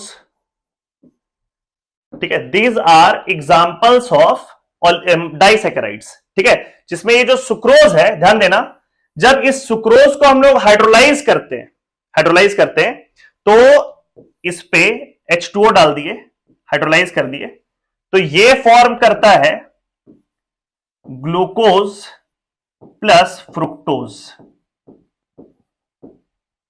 Glucose plus fructose. तो आप देख रहे हैं ना, इसको हाइड्रोलाइज करने से दो सिंपलर कार्बोहाइड्रेट्स बना रहा है, एक ग्लूकोज और एक फ्रुक्टोज। तो इसलिए ये क्या हो गया, डाइसैकेराइड्स। वैसे ही माल्टोज को जब आप हाइड्रोलाइज करते हैं तो 2 यूनिट बनता है ग्लूकोज का, और लैक्टोज को जब आप हाइड्रोलाइज करते हैं तो ग्लूकोज और गैलेक्टोज का एक एक यूनिट बनता है। ठीक है, तो these are examples of disaccharides. ये सब डाइसैकेराइड्स का एग्जांपल्स है। And disaccharide is itself special case of oligosaccharides, जिसमें 2 से 10 सिंपलर कार्बोहाइड्रेट्स में टूटता है ऑन हाइड्रोलिसिस। ठीक है, और आखिरी है पॉलीसैकेराइड्स। पॉलीसैकेराइड्स, और नाम से ही समझ में आ रहा है कि ये कार्बोहाइड्रेट्स का, यानी कि मोनोसैकेराइड्स का पॉलीमर है। पॉलीमर यानी कि इसको जब आप हाइड्रोलाइज करोगे तो 10 यूनिट से ज्यादा कार्बोहाइड्रेट फॉर्म करेगा। ठीक है, पॉलीसैकेराइड क्या है, basically it is polymer of monosaccharides. ठीक है, पॉलीमर ऑफ मोनोसैकेराइड्स, इसको बोलते हैं polysaccharides.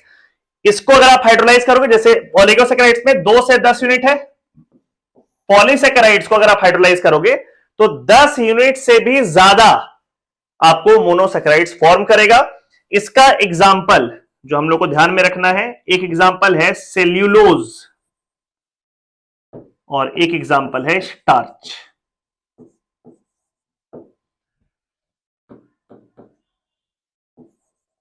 Cellulose and starch are examples of polysaccharides, जो हम लोगों को ध्यान रखना है। ठीक है, so this is basic classification of carbohydrates, जो एग्जाम में पूछ सकता है।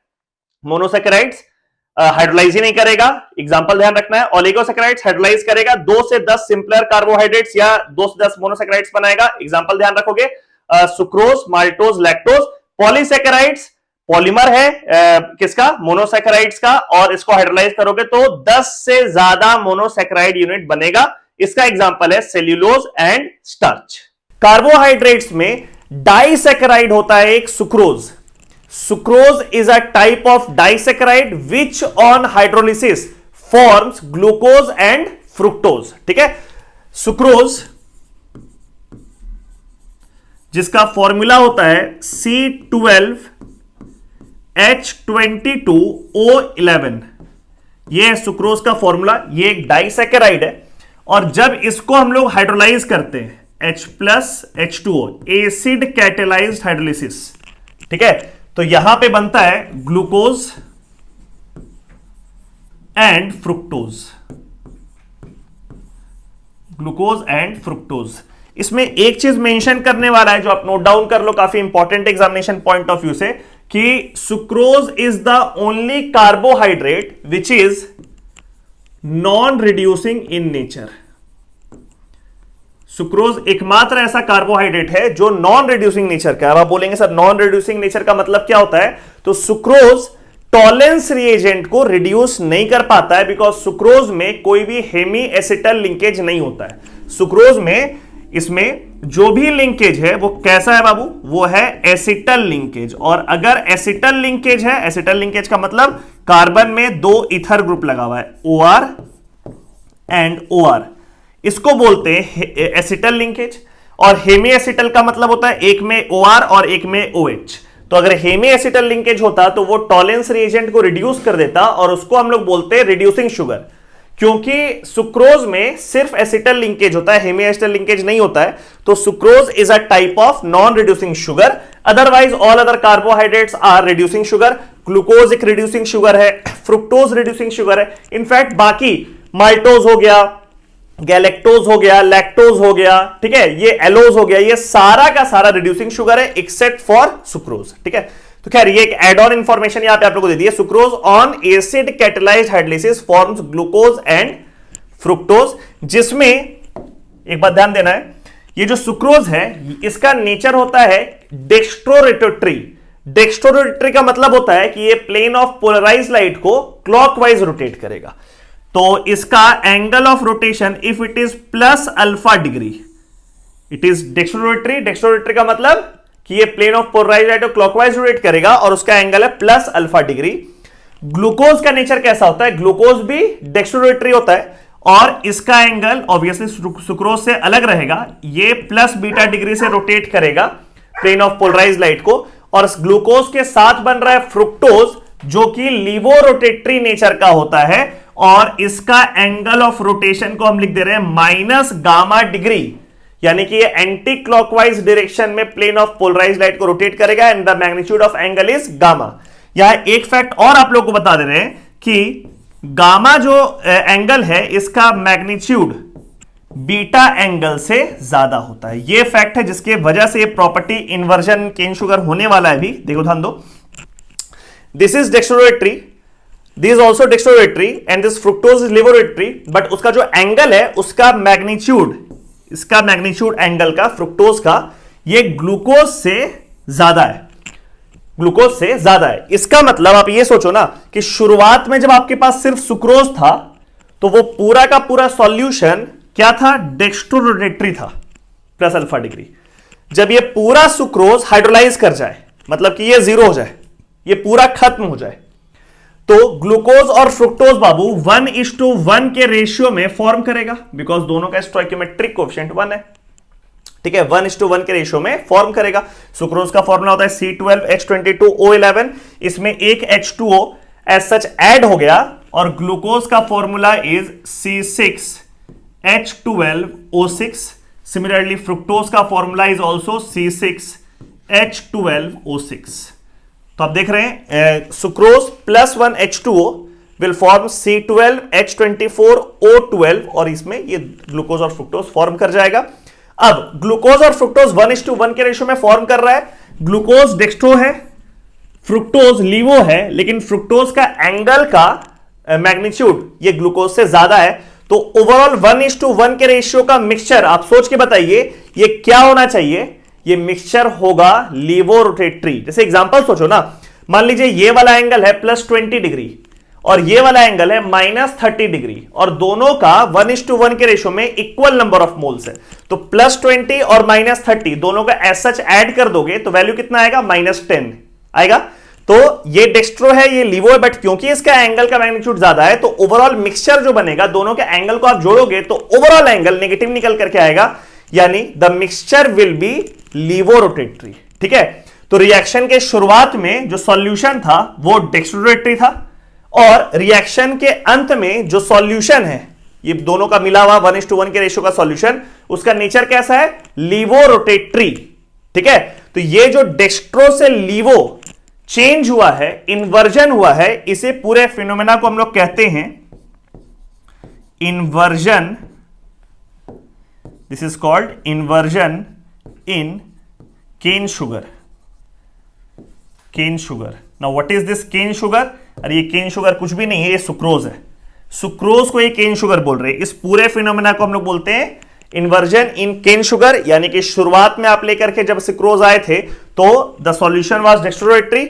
After complete hydrolysis when it is converted to equimolar amount of glucose and fructose, the solution turns levorotatory because glucose and fructose are formed in same number of moles, but the magnitude of angle of fructose is higher than that of glucose, so the mixture is levorotatory. So dextro to levo जो configuration में inversion हुआ है, इसे पूरे phenomena को हम लोग क्या कहते हैं, inversion in cane sugar।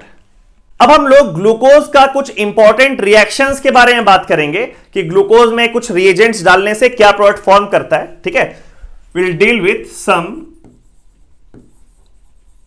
Reactions of glucose, ठीक है। बहुत बेसिक ऑर्गेनिक रिएक्शन है। एक दो बहुत इंपॉर्टेंट रिएक्शन भी है, जैसे will start with a important reaction. This reaction it is called Kiliani Fischer synthesis. ठीक है, ये है क्या पहले ये समझ लो. किलानी फिशर सिंथेसिस में हम लोग स्टेप अप मैकेनिज्म करते हैं, यानी कि ग्लूकोज जो कि 6 कार्बन का एक कार्बोहाइड्रेट है उसको हम लोग कन्वर्ट करेंगे 7 कार्बन के कार्बोहाइड्रेट में, यानी कि आपको कन्वर्ट करना है एल्डोहेक्सोज से एल्डोहेप्टोज.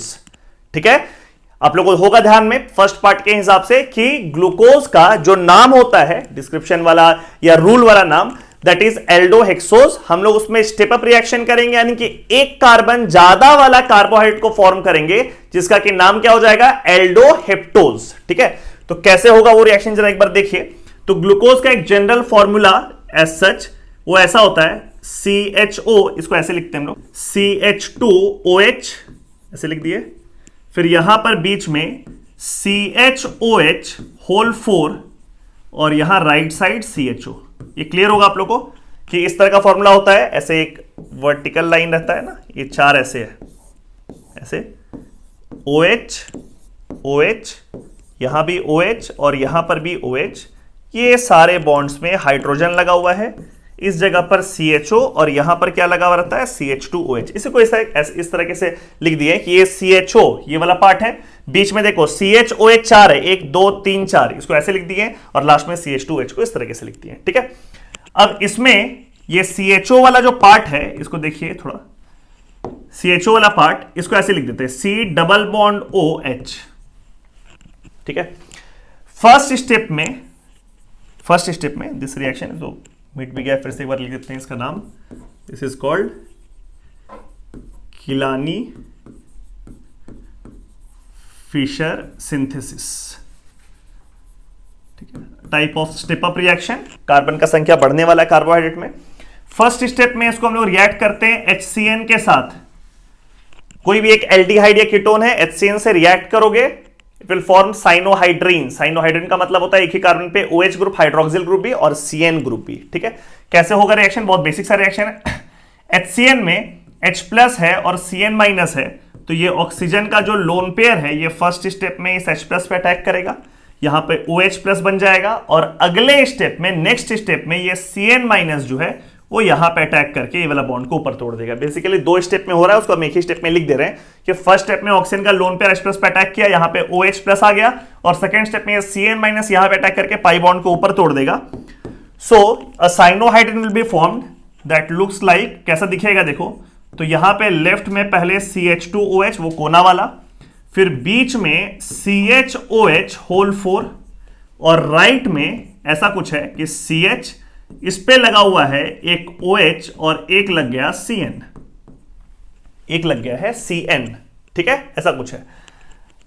नेक्स्ट स्टेप में आपको करना क्या है, तो इस पूरे फॉर्मूला में आप देखो, ये CH2OH कोना वाला, ठीक है, ये CHOH जो पहले 4 था अब वो CHOH 5 हो गया. दिख रहा है आप लोगों को, जो CHOH पहले 4 था यहां भी CHOH एक नया बन गया, तो CHOH 5 हो गया, तो स्टेप अप तो हो गया, 5 कार्बन तो यहां पे हो गया.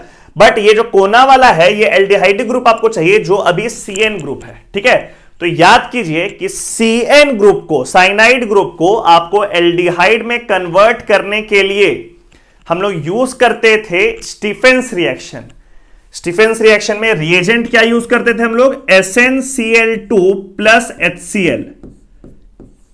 HCl. इस रिएक्शन का नाम क्या है, इस रिएक्शन का नाम है स्टीफेंस रिएक्शन. स्टीफेंस रिएक्शन में होता क्या है कि जो साइनाइड है वो एल्डिहाइड में कन्वर्ट कर जाता है, तो यहां पे फाइनली प्रोडक्ट क्या बनेगा, तो CH2OH ये कोना वाला, ये CHOH जो पहले 4 था वो आप कंफर्टेबली देखिए कि यहां पे ये बन गया है 5, 4 तो ये रहा, और ये भी CHOH मिलके 5, और ये जो कॉर्नर में CN आप लोगों को दिख रहा है ये C double bond OH aldehyde में कन्वर्ट कर गया थ्रू स्टीफेंस रिएक्शन, और यहां पे जो कि एल्डोहेक्सोज था, which is again IUPAC name of glucose, aldohexose. वो कन्वर्ट कर गया है एल्डो हेप्टोज में, है ना। 7 कार्बन हो गया, एल्डो हेप्टोज में कन्वर्ट कर गया। This step up mechanism, carbohydrate का संख्या, कार्बोहाइड्रेट में कार्बन का संख्या 1 से इंक्रीज करके, and this is called Kiliani Fischer synthesis. अब जब स्टेप अप मैकेनिज्म देख लिए कार्बन का संख्या बढ़ने वाला, तो कार्बन का संख्या घटने वाला भी देख लेते हैं, जिसको कि हम लोग कहते हैं ruffs degradation, RUFF, ruffs degradation. इसमें क्या करने वाले हैं हम, तो एल्डो हेक्सोज को कन्वर्ट करेंगे एल्डो पेंटोज में, यानी कार्बन का संख्या को कम करेंगे। कम कार्बन वाला कार्बोहाइड्रेट को फॉर्म करना स्टेप डाउन मैकेनिज्म है ये, ठीक है। फिर से ग्लूकोज इज CH2OH, बीच में CHOH होल 4 और राइट में CHO, ये बन गया। अब इसमें आप डालोगे फर्स्ट स्टेप में Br2 plus H2O, which is also called bromine water,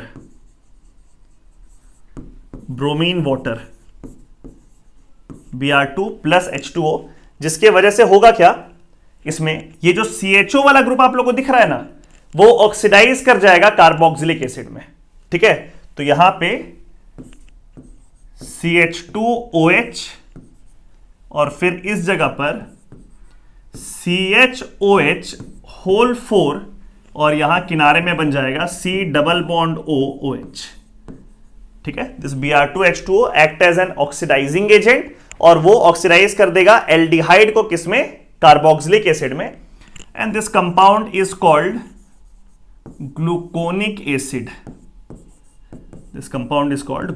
acid, ठीक है।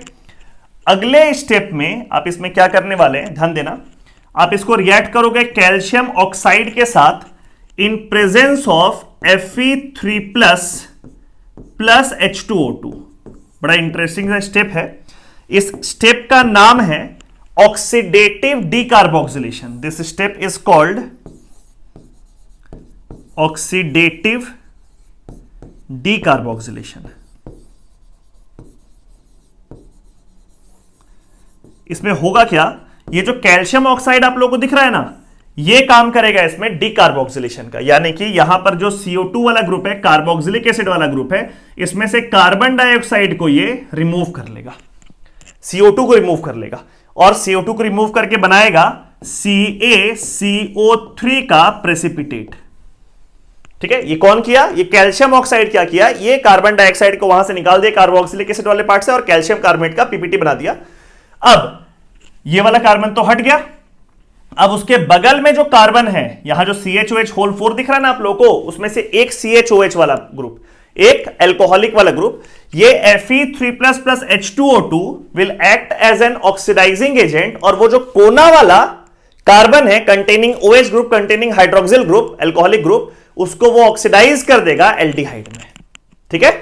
तो ये CaO काम किया है डीकार्बोक्सिलेशन का। Decarboxylation is removal of carbon dioxide, वो कार्बन डाइऑक्साइड को निकाल के CaCO3 का PPT बना दिया। CaO did the work of this decarboxylation and Fe3 plus H2O did the work of oxidation, जिसमें वो कोना वाला जो CHOH है उसको ऑक्सीडाइज करके एल्डिहाइड में कन्वर्ट कर दिया। तो ऐसा करने से प्रोडक्ट क्या बनेगा, तो बाबू ये जो कोना में CH2OH है वो तो वैसा ही रहेगा, ये कोना वाला CH2OH, और उसके बगल में क्या होने वाला है कि ये जो CHOH 4 दिख रहा है आप लोग को, वहां पे आप लिखोगे CHOH3, 3 CHOH, और एक जो CHOH है वो कन्वर्ट कर जाएगा किसमें, वो कन्वर्ट कर जाएगा एल्डिहाइड में।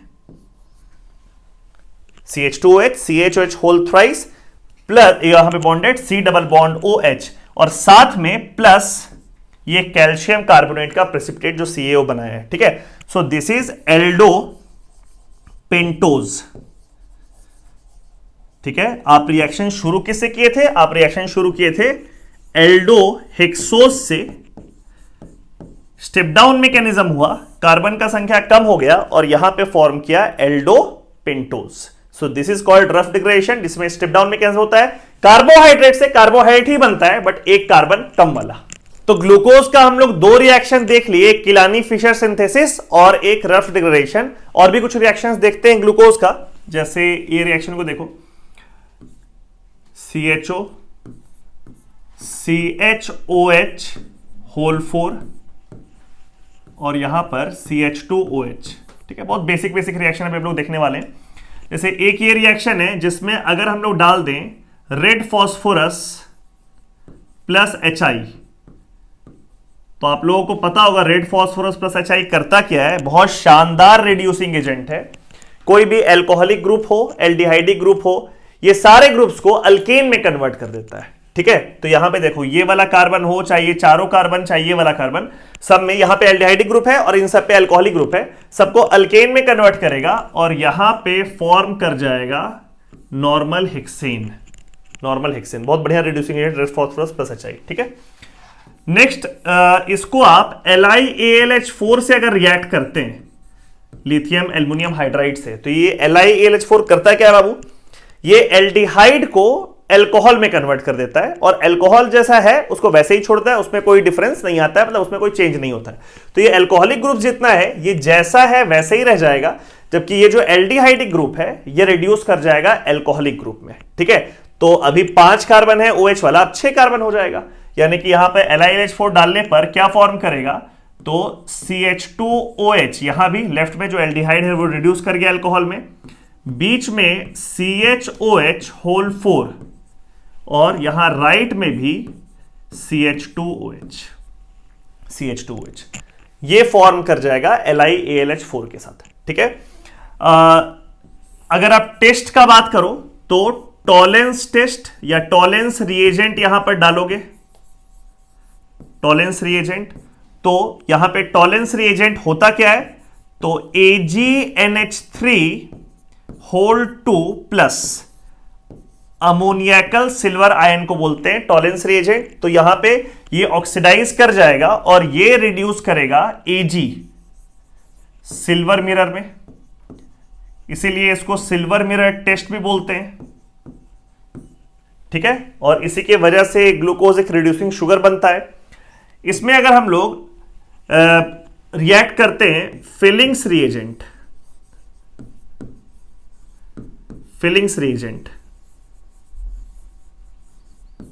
ठीक है, तो फिलिंग्स रिएजेंट में कॉपर Cu+2 ऑक्सीडेशन स्टेट में होता है, जो कि इससे रिएक्ट करने पर रिड्यूस कर जाता है Cu2O में, यानी कि क्यूप्रस ऑक्साइड में। ठीक है, which is a red precipitate, red PPT. ध्यान देना, ये टॉलेंस टेस्ट हो या ये फिलिंग्स टेस्ट हो, these are test of aldehyde versus ketone, यानी एल्डिहाइड ये टेस्ट देता है और कीटोन नहीं देता है। और क्योंकि यहां पे एल्डिहाइडिक ग्रुप है तो वो टॉलेंस टेस्ट भी दे रहा है, यानी कि टॉलेंस रिएजेंट से रिएक्ट करने के बाद सिल्वर मिरर बन रहा है और फिलिंग्स रिएजेंट से रिएक्ट करने के बाद रेड पीपीटी फॉर्म कर रहा है। ठीक है, एक और रिएक्शन इसका हम लोग देखते हैं। अगर इसको आप रिएक्ट कर देते हैं HNO3 के साथ, नाइट्रिक एसिड के साथ, so this nitric acid is an oxidising agent. ये क्या करेगा, ये इस वाले एंड को, इस कार्बन को कार्बोक्सिलिक एसिड में ऑक्सीडाइज करेगा और इस एंड में जो कार्बन है उसको भी कार्बोक्सिलिक एसिड में ऑक्सीडाइज करेगा, यानी कि दोनों एंड वाला जो कार्बन है उसको कार्बोक्सिलिक एसिड में ऑक्सीडाइज करेगा।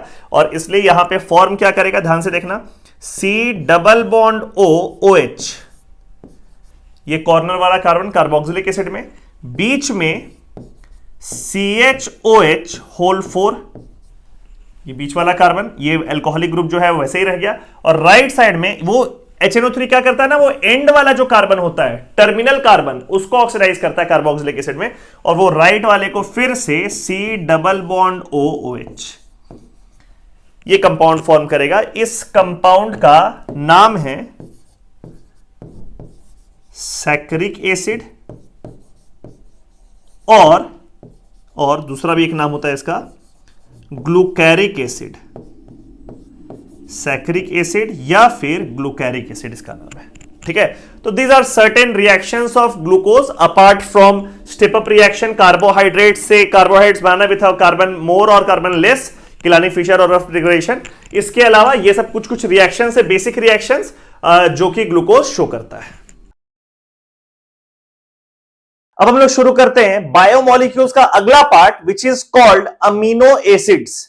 अमीनो एसिड्स नाम से ही समझ में आ रहा है कि उसमें अमीन ग्रुप भी है और उसमें एसिड यानी कार्बोक्सिलिक एसिड वाला भी ग्रुप प्रेजेंट है।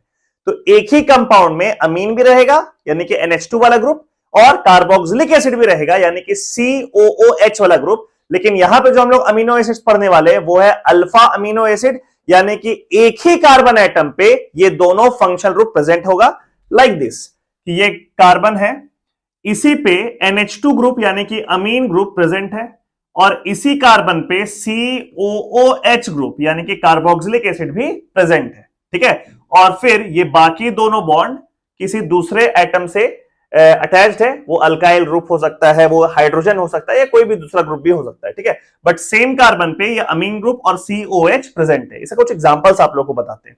जैसे मान लीजिए सबसे बेसिक अमीनो एसिड क्या हो सकता है कि ये दोनों बॉन्ड में हाइड्रोजन अटैच्ड हो, ये सबसे बेसिक अमीनो एसिड होगा, उससे छोटा तो कुछ हो नहीं सकता है, बिकॉज यहां पे एस से छोटा कोई एटम तो होता नहीं है। इसको हम लोग कहते हैं glycine. This amino acid is called glycine, ठीक है। ये बड़ा स्पेशल अमीनो एसिड है बिकॉज ये एकमात्र ऐसा अमीनो एसिड है जिसमें कि कायरल कार्बन नहीं है।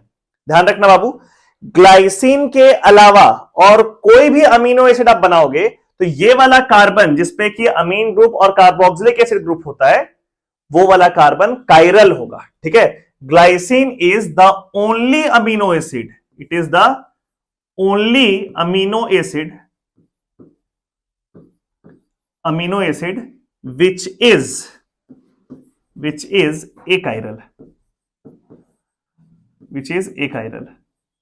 ना तो इसमें कोई कायरल सेंटर है और ये ओवरऑल भी ऑप्टिकली इनएक्टिव यानी कि एकाइरल है ग्लाइसिन, ठीक है। एक और एग्जांपल देखते हैं, थोड़ा सा बड़ा करते हैं हम लोग अमीनो एसिड को और एक हाइड्रोजन की जगह आप अल्काइल ग्रुप लगा देते हैं, तो यहां पे फॉर्म करता है CH3 कार्बन NH2, एक हाइड्रोजन लगा हुआ है और यहां पर एक COOH ग्रुप लगा हुआ है, ठीक है। This amino acid is called alanine, this is called alanine, ठीक है। तो यहां पे भी आप देख रहे हैं कि ये वाला जो कार्बन एटम है ये कायरल सेंटर है, इस पे 4 अलग अलग ग्रुप्स अटैच्ड है, ठीक है। फिर एक और अमीनो एसिड का एग्जांपल देखते हैं हम लोग, कार्बन NH2, यहां पर हाइड्रोजन लगा हुआ है और इस जगह पे है CH3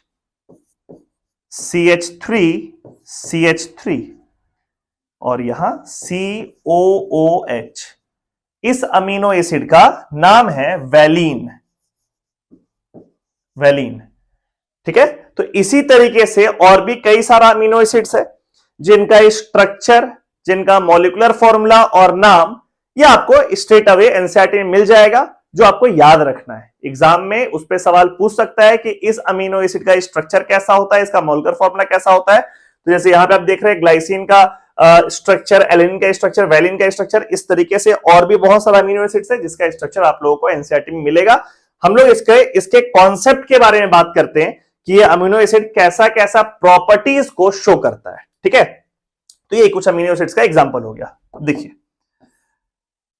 जैसे हम लोग बात करते हैं, बहुत बेसिक सा एक अमीनो एसिड ले लेते हैं, चलो एलानीन लेके बात करते हैं, ठीक है। ग्लाइसिन तो थोड़ा सा स्पेशल केस हो गया जो कि ऑप्टिकली एक्टिव भी नहीं है। हम लोग बात करते हैं एलानीन का। तो एलानीन के यहां पे स्ट्रक्चर बना रहे हैं, कार्बन NH2 COOH, ठीक है, और यहां पर CH3 और यहां H, ठीक है।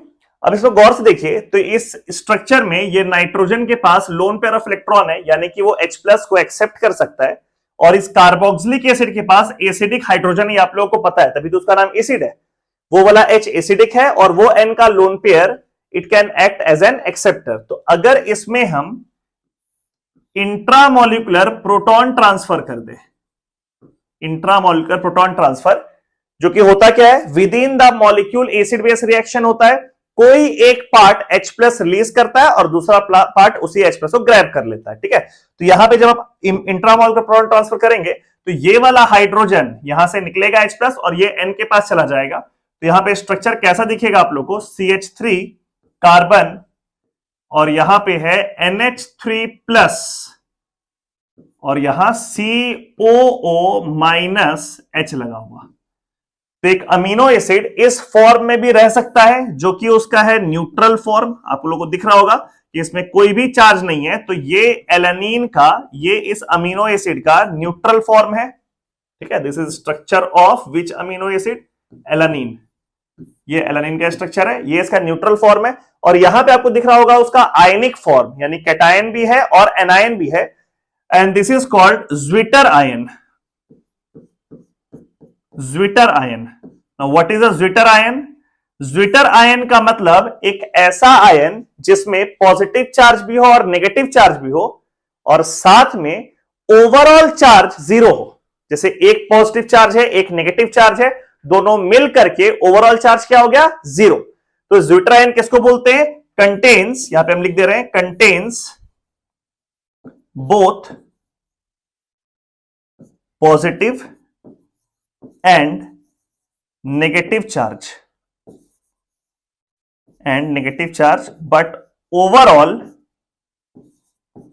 but overall is chargeless. Overall it is chargeless. उसमें नेगेटिव और पॉजिटिव दोनों चार्ज रहेगा, बट ओवरऑल उसमें कोई चार्ज नहीं होगा, उसको बोलते हैं ज्विटर आयन। तो ये उसका न्यूट्रल फॉर्म है, ये उसका ज्विटर आयन वाला फॉर्म है। दोनों में से कोई भी एग्जाम में लिखा हुआ आ सकता है, दोनों सही है, ठीक है। इस फॉर्म में भी एग्जिस्ट कर सकता है वो, और वो ज्विटर आयन के फॉर्म में भी एग्जिस्ट कर सकता है, ठीक है। अब इसको थोड़ा आगे बढ़ाते हैं हम लोग और ध्यान देते हैं। उसका ज्विटर आयन वाला फॉर्म आप एक बार अगर गौर से देखो तो आपको दिखेगा कि this zwitter ion form can act as an acid as well as a base. जैसे अगर इसमें से हम लोग H+ निकालना चाहें तो आप H+ निकाल भी सकते हैं, ये वाला हाइड्रोजन निकल जाएगा, एसिडिक है। और अगर इसको आप एक H+ खिलाना चाहें, इसको एक H+ आप देना चाहें, तो ये H+ ले भी सकता है, बिकॉज COO- है, तो वो H+ एक्सेप्टर के जैसा भी काम कर सकता है। यानी कि it can act either as an acid और एज अ बेस, दोनों की तरह काम कर सकता है। और ऐसे स्पीशीज को हम लोग क्या कहते हैं? हम लोग कहते हैं उसको एम्फीप्रोटिक आयन और एम्फोलाइट। एम्फीप्रोटिक आयन और ampholyte that can act both as acid as well as base, ठीक है। तो उसका स्ट्रक्चर बना करके देखते हैं कि किस तरह का प्रॉपर्टी वो शो करेगा। तो इसका ज्विटर आयन का फॉर्म यहां पे हम ड्रॉ कर रहे हैं। कार्बन इस जगह पे NH3 प्लस, यहां पर एक CH3, यहां COO माइनस, और एक लगा हुआ है हाइड्रोजन। ये इसका ज्विटर आयन वाला फॉर्म है।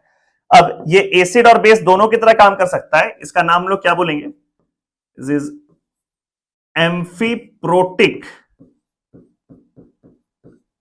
आयन, और इसका दूसरा नाम होता है एम्फोलाइट, एम्फोलाइट्स, ठीक है। वैसे भी ध्यान देखना, amphiprotic, amphi means both ways, है ना। एम्फीबियंस, जो जानवर जमीन और पानी दोनों में रह सके उसको बोलते हैं एम्फीबियंस, है ना।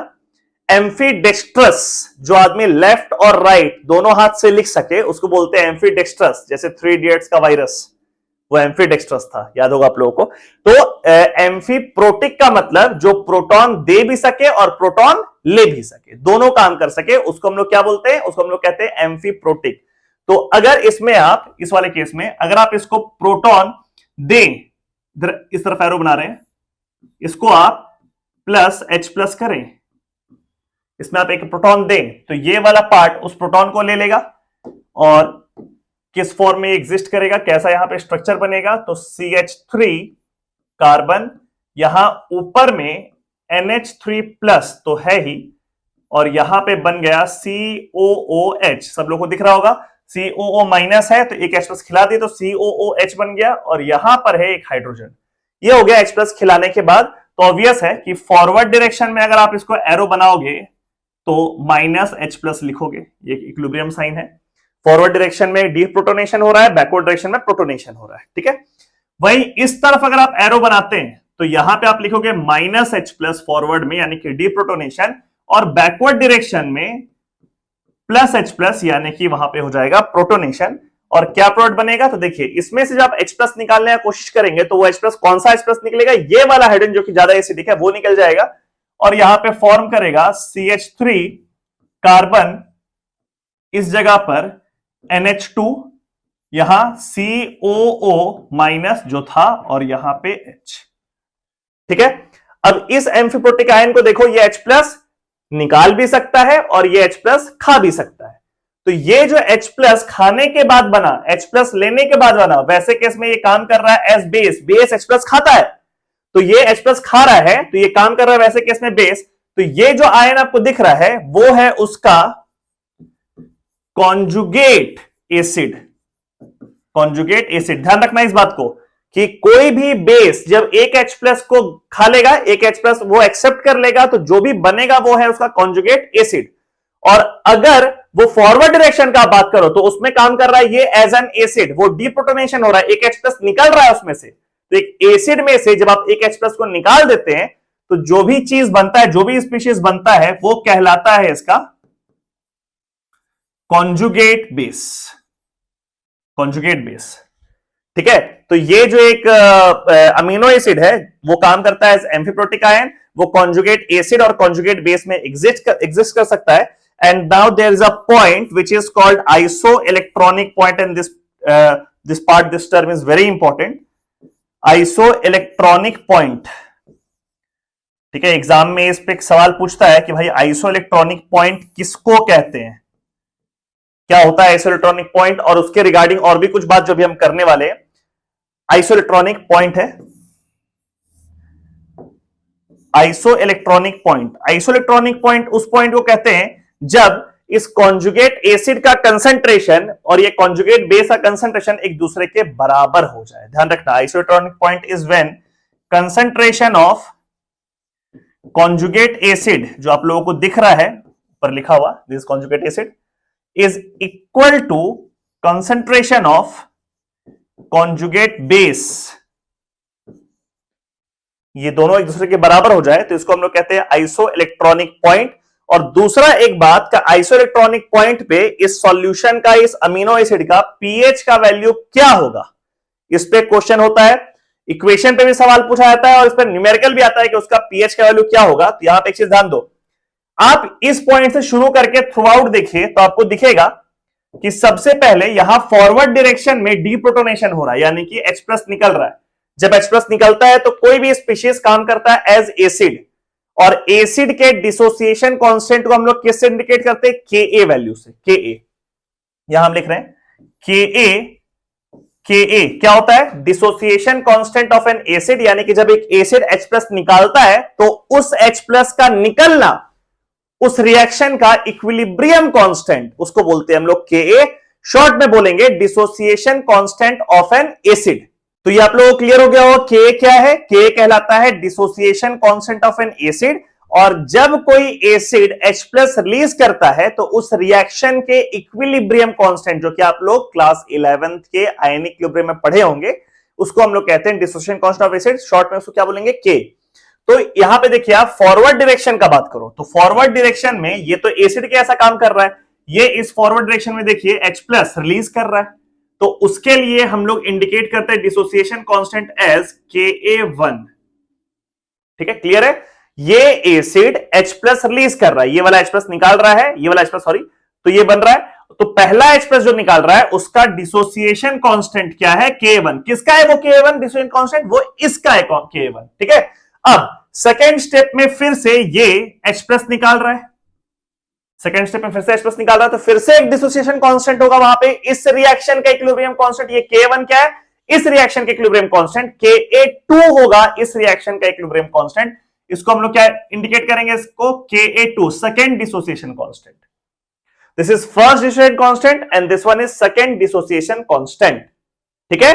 पहला H प्लस निकलना is involve with first dissociation, और दूसरा H प्लस निकलना is involve with second dissociation, यानी कि इसका इक्विलिब्रियम कांस्टेंट और इसका इक्विलिब्रियम कांस्टेंट रिस्पेक्टिवली, ठीक है। तो अब at iso electronic point, at iso electronic point, short में लिख दे आईपी, पीएच यानी कि उस अमीनो एसिड का पीएच का वैल्यू जो होता है, I am not going deep into that derivation because it is not a part of this chapter, but अगर किसी को क्लास 11th का आयनिक इक्विलिब्रियम याद होगा तो वहां पर एक एम्फीप्रोटिक आयन के आइसोइलेक्ट्रॉनिक पॉइंट पर पीएच का इक्वेशन को डिराइव किया गया होगा, और ऐसा अगर डेरिवेशन किसी को नहीं भी ध्यान में तो बहुत रिक्वायर्ड नहीं है, आपको वो इक्वेशन याद होना चाहिए बिकॉज न्यूमेरिकल इक्वेशन पे आएगा, डेरिवेशन पे नहीं, ठीक है। तो at isoelectronic point the value of pH comes out to be pKa1 plus pKa2 by 2। pKa1 है क्या? सो यहां पे हम लिख देते हैं pKa1 is minus log of Ka1। ठीक है, ये भी आप लोग को आयनिक से थोड़ा बहुत याद होगा। K1 फर्स्ट डिविजन कांस्टेंट है, उसे माइनस लॉग लगाएंगे तो pK1 and pKa2 is minus log of Ka2। pKa2 is minus log of Ka2। तो एग्जाम में क्वेश्चन में आपको Ka1 और Ka2 का वैल्यू दे देगा और आपको बोलेगा कि आइसोइलेक्ट्रॉनिक पॉइंट पे बताइए कि उस अमीनो एसिड का पीएच क्या होगा। तो Ka1 पे माइनस लॉग लगाओगे pK1 निकल जाएगा, Ka2 पे माइनस लॉग लगाओगे pK2 निकल जाएगा। तो pK1 plus pK2 by 2 will give you the pH of this amino acid at isoelectronic point. और दूसरा एक बात ध्यान रखना कि आइसोइलेक्ट्रॉनिक पॉइंट एज सच बोलते किसको है, तो ये वो पॉइंट है जब इस अमीनो एसिड का कॉन्जुगेट एसिड जो कि एक H+ को खिलाने से बना है और कॉन्जुगेट बेस जो कि एक H+ निकालने से बना है, उन दोनों का कंसंट्रेशन जब सेम हो जाए then that is called isoelectronic point.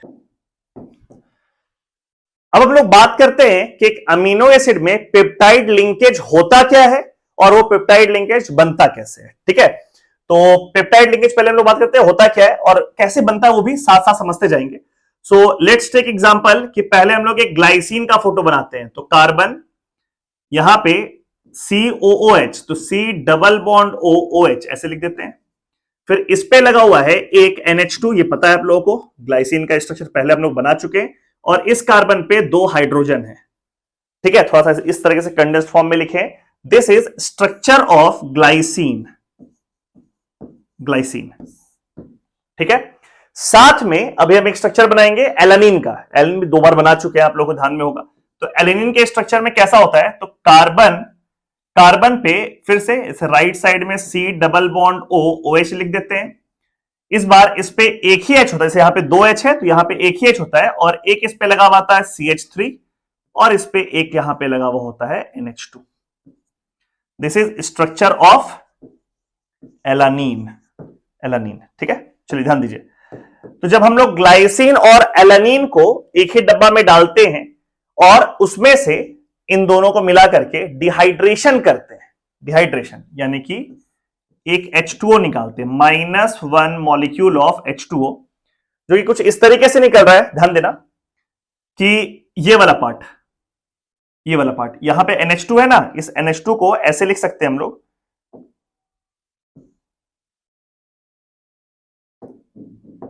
इस NH2 को इस तरीके से लिखेंगे कि एक H इस पे लगा देंगे और एक हाइड्रोजन अलग कर देंगे। ठीक है, और अब आप H2O रिमूव कर रहे हैं, ये है रिमूवल H2O का, ध्यान देना, this is removal of H2O। ये वाला OH और ये वाला H मिलकर के एक H2O निकल गया, जिसकी वजह से ये दोनों कंबाइन किया और कंबाइन करके कैसा स्ट्रक्चर बना, उस स्ट्रक्चर को हम यहां पर बना रहे हैं। ठीक है, यहां पर NH2,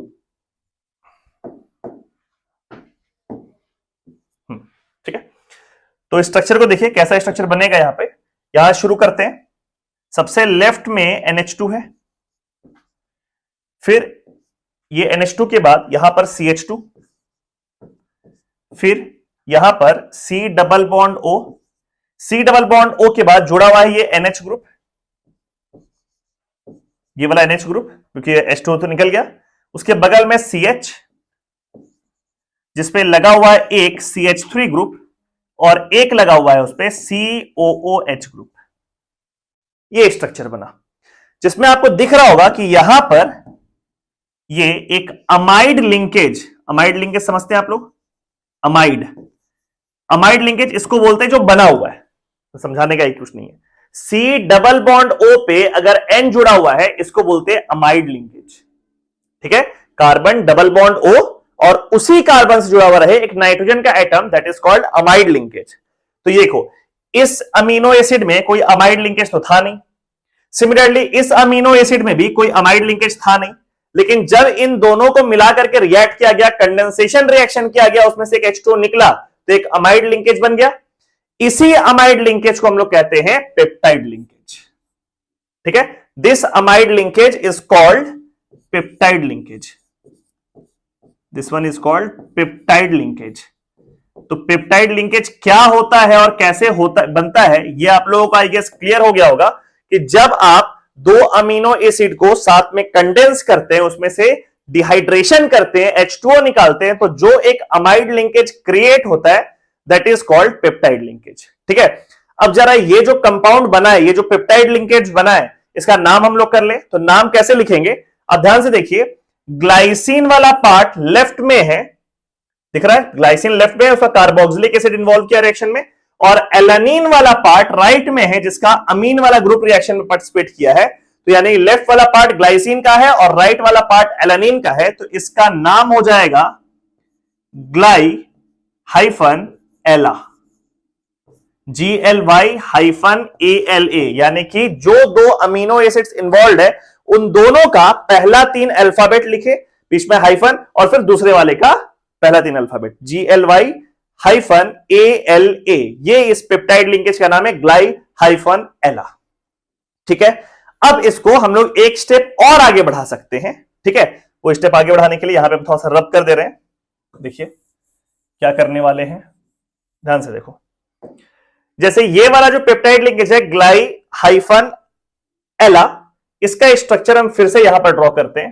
देखिएगा, NH2 bond CH2 bond, carbon double bond O, और यहां पे लग गया NH,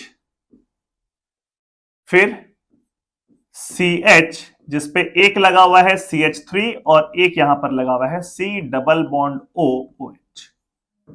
ठीक है, दिस इज ग्लाई हाइफन एला, ये है इसका नाम। अब इसमें हम एक अमीनो एसिड और लाने वाले हैं इससे रिएक्ट करने के लिए, एक और अमीनो एसिड।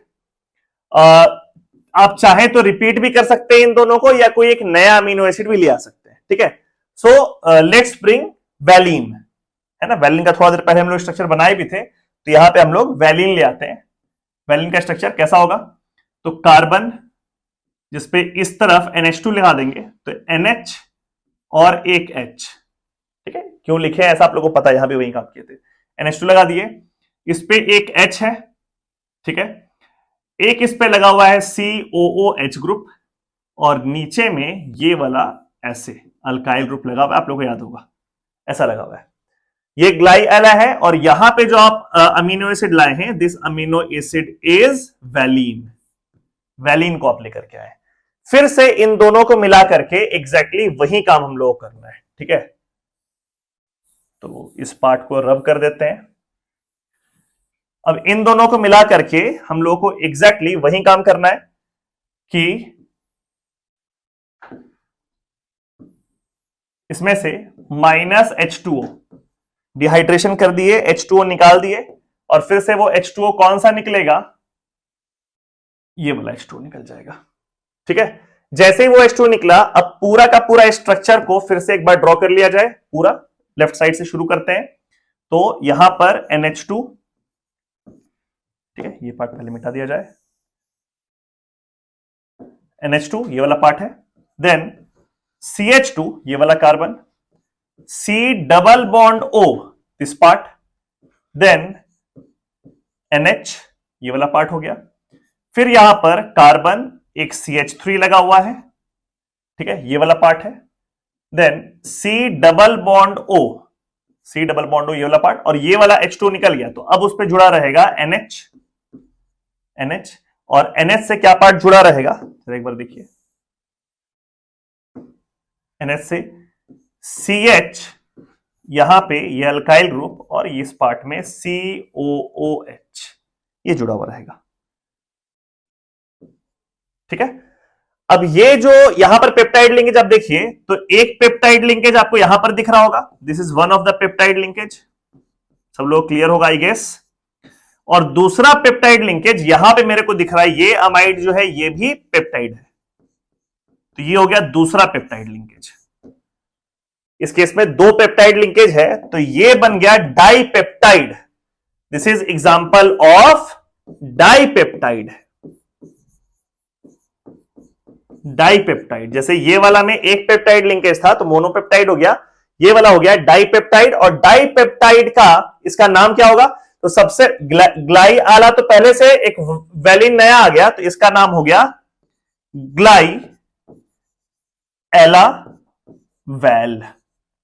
ग्लाई एला वेल इसका नाम है, and this is example of dipeptide, दो पेप्टाइड लिंकेज आप लोगों को इसमें दिख रहा है। ठीक है, अब गौर से देखिए एक चीज कि अगर इसी को हम लोग और आगे बढ़ाते जाएं तो धीरे धीरे करके इसको अगर हम लोग और आगे इसमें बढ़ाते जाएं तो धीरे धीरे करके ये किसमें कन्वर्ट कर जाएगा,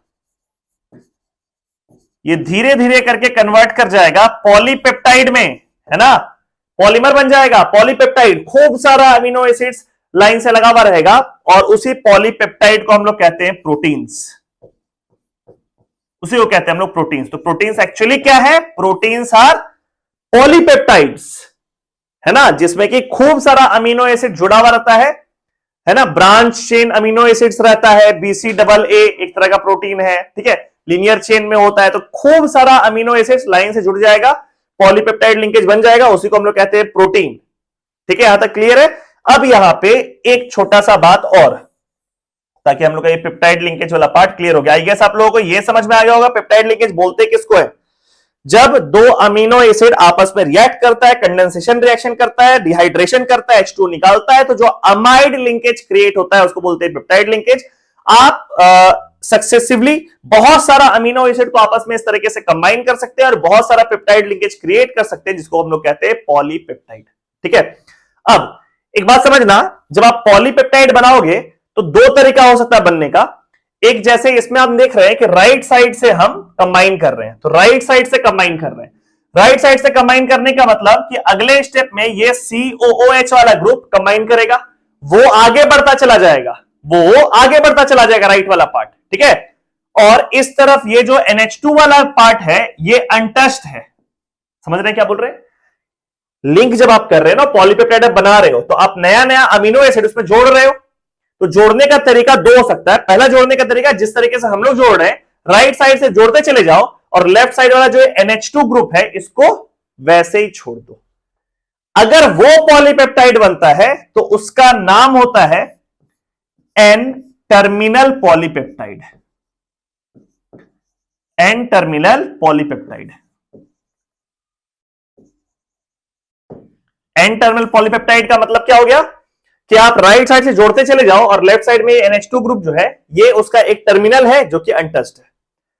सिमिलरली दूसरा तरीका क्या हो सकता है कि आप लेफ्ट से जोड़ते हुए चले जाओ, यहां से पेप्टाइड लिंकेज बनाते चले जाओ और ये जो राइट साइड वाला COOH ग्रुप है ये अनटच्ड हो जाए, ये उसका एंड फिक्स हो जाए। अगर वैसा हो गया तो उसको हम लोग कहते हैं C terminal polypeptide. C terminal polypeptide. I guess आप लोग क्लियर हो गया होगा कि दो तरह का पॉलीपेप्टाइड लिंकेज होता है, एक होता है एन टर्मिनल, एक होता है C टर्मिनल। क्या डिफरेंस है? तो जिसमें ये NH2 ग्रुप एक टर्मिनल फिक्स हो जाता है उसको बोलते हैं एन टर्मिनल, जिसमें ये COOH ग्रुप एक टर्मिनल में फिक्स हो जाता है उसको बोलते हैं हम लोग C टर्मिनल पॉलीपेप्टाइड। तो अमीनो एसिड से मोटा मोटी हम लोग सारा बात कर लिए जो कि आपको बोर्ड एग्जाम के लिए रिक्वायर्ड है। एक और बात है इसमें कि अमीनो एसिड्स को हम लोग प्रिपेयर कैसे करते हैं, प्रिपरेशन ऑफ अमीनो एसिड्स की बात करते हैं। ठीक है, जैसे ही प्रिपरेशन हो जाएगा then will conclude this topic. फिर से एक बार बोलते हैं, तो अमीनो एसिड्स में मोटा मोटी हम लोग सारा बात कर ली जो कि एग्जाम में पूछा जा सकता है। ठीक है, एक बात बस रह जा रहा है कि प्रिपरेशन कैसे करते हैं अमीनो एसिड्स का। जैसे वो प्रिपरेशन वाला पार्ट हो जाएगा तो फिर हम लोग बायोमॉलिक्यूल्स को कंक्लूड करेंगे। So let's see preparation of amino acids. Amino acids, ठीक है, देखिए जैसे यहां पे हम एक कीटोन लेकर के आते हैं या एल्डिहाइड, कुछ भी एल्डिहाइड या ketone, C double bond OH, एक एल्डिहाइड लेकर के आते हैं, एसिटाल्डिहाइड है इथेनॉल, और इसको हम रिएक्ट करते हैं अमोनिया के साथ। ठीक है, तो जब कोई भी एल्डिहाइड या कीटोन अमोनिया से रिएक्ट करता है तो होता क्या है, ध्यान दो, ये वाला ऑक्सीजन और अमोनिया का दो हाइड्रोजन, तीन हाइड्रोजन में से दो हाइड्रोजन ये मिल करके H2O बनाकर निकल जाता है। ठीक है, ऐसा कुछ C डबल बॉन्ड O, यहां पर क्या है HCH3, और यहां अमोनिया को हम लिख रहे हैं NH, H और H। ठीक है, और ये H2O का मॉलिक्यूल बन करके निकल गया, तो यहां पे C double bond O NH जुड़ गया, तो यहां पे क्या बन गया, carbon hydrogen CH3 double bond NH, double bond NH। ठीक है, अब C double bond NH, this is called imine. ध्यान रहेगा, इस फंक्शनल ग्रुप का नाम क्या होता है, आइमाइन, C डबल बॉन्ड NH। इसके अगले स्टेप में हम लोग इसको रिएक्ट करेंगे HCN के साथ, हाइड्रोजन साइनाइड के साथ। तो इसमें रिएक्शन कैसा होगा देखना, HCN में H प्लस और Cn माइनस होता है, तो इसमें कुछ ऐसा होगा कि ये वाला बॉन्ड इस तरफ टूटेगा, यानी कि ज्यादा इलेक्ट्रोनेगेटिव एटम नाइट्रोजन की तरफ टूटेगा, तो इस पे आएगा माइनस चार्ज, तो ये नाइट्रोजन H प्लस ले लेगा, और इस कार्बन पे आएगा पॉजिटिव चार्ज, तो ये C का जो माइनस चार्ज है वो लोन पेयर इसके पास चला जाएगा। ठीक है, ऐसा हो रहा है, देखिएगा ये वाला पाई बॉन्ड N की तरफ टूटा ज्यादा इलेक्ट्रोनेगेटिव एटम की तरफ, तो वो ले लिया H को, और इस कार्बन पे प्लस आया, उस पे चला गया ये Cn माइनस, जिसके वजह से यहां पे फॉर्म करेगा कार्बन हाइड्रोजन, और ये CH3 तो अनटच्ड है, ये तो वैसे ही रहेगा। एक इस पे लग गया NH2 ग्रुप, NH2 ग्रुप, यहां पे NH था, एक H ले लिया NH2 ग्रुप, और एक इस पे लग गया Cn ग्रुप, जो ये Cn यहां पे अटैक किया था। लास्ट स्टेप में इसको आप एसिड कैटेलाइज्ड हाइड्रोलिसिस कर दो, H plus H2O, acid catalysed hydrolysis. ध्यान रखना, एक रिएक्शन है कार्बोक्सिलिक एसिड डेरिवेटिव्स का, कि ये जो Cn ग्रुप होता है, नाइट्राइल ग्रुप बोल लो इसको या साइनाइड ग्रुप बोल लो, इसको अगर आप एसिड कैटेलाइज्ड हाइड्रोलिसिस करोगे H प्लस के पास पे H2O, तो ये कार्बोक्सिलिक एसिड में कन्वर्ट कर जाता है। ठीक है, तो यहां से क्या फॉर्म करेगा, जैसे ही ये ऑक्सीडाइज कर जाएगा कार्बोक्सिलिक एसिड में, इसको मिटा देते हैं। ठीक है, यहां पर क्या फॉर्म करेगा, तो कार्बन, इस पे लग गया COOH ग्रुप, एक लगा हुआ है इस पे NH2 ग्रुप, और यहां पे एक H और यहां CH3, तो आपको दिख रहा है कि यहां पे फॉर्म किया है एलानीन। क्लियर होगा, एलानीन फॉर्म कर रहा है। तो एज सच जैसे जैसे ये वाला ग्रुप को आप चेंज करते जाओगे, वैसे वैसे जो अमीनो एसिड है वो चेंज होता जाएगा। जैसे यहाँ पे CH3 ग्रुप है तो एलानीन बन गया, वहीं अगर यहाँ पे ऐसा एक ग्रुप लगाए थे आप, आइसोप्रोपाइल ग्रुप लगाए थे, तो वैलीन बन जाता। सिमिलरली अगर यहां पे आप लगा देते CH2PH, तो फिनाइल एलानीन बन जाता। ठीक है, समझ गए, CH3 लगा हुआ है तो एलानीन बन गया, ये वाला आइसोप्रोपाइल ग्रुप अगर रहता तो वैलीन बन जाता, CH2PH ग्रुप अगर रहता तो फिनाइल एलानीन बन जाता, and so on. Whatever amino acid is required, उसके अकॉर्डिंग ये वाला अल्काइल ग्रुप चेंज करते रहोगे। फर्स्ट स्टेप में अमोनिया से रिएक्ट करोगे, डिहाइड्रेशन होगा, आइमाइन बनेगा। अगले स्टेप में आप उसको हाइड्रोजन साइनाइड से रिएक्ट करोगे, तो इस तरह का एक कंपाउंड बनेगा, जिसको एसिड कैटेलाइज्ड हाइड्रोलिसिस करने पर ये जो Cn वाला ग्रुप है वो किसमें कन्वर्ट कर जाएगा, कार्बोक्सिलिक एसिड में कन्वर्ट कर जाएगा, और अमीनो एसिड फॉर्म कर जाएगा। ठीक है, तो ये एक तरीका है अमीनो एसिड को फॉर्म करने का। एक और तरीका हम लोग सीखते हैं किस तरीके से अमीनो एसिड को हम लोग फॉर्म करेंगे। तो देखिए, तो यहां पर हम लेकर के आते हैं एक Easter CH3 CH2 C double bond O O CH3, एक ईस्टर, और इसको हम लोग रिएक्ट कर देते हैं P प्लस Br2 के साथ, P प्लस Br2 के साथ। ये ऑर्गेनिक में जैसे कार्बोक्सिलिक एसिड का एक रिएक्शन होता है, यहां पे लिख देते हैं शॉर्ट में HVZ रिएक्शन, HVZ रिएक्शन, उसी के जैसा लुक अलाइक रिएक्शन है, मिलता जुलता रिएक्शन है, उसमें भी सेम रिएजेंट होता है, और यहां पे कार्बोक्सिलिक एसिड होता है, और कार्बोक्सिलिक एसिड के अल्फा पोजीशन पे Br लग जाता है, तो यहां पे कार्बोक्सिलिक एसिड की जगह ईस्टर है। तो यहां पर भी क्या प्रोडक्ट बनेगा, ये प्रोडक्ट ध्यान रखना, उस ईस्टर के अल्फा पोजीशन पे Br लग जाएगा।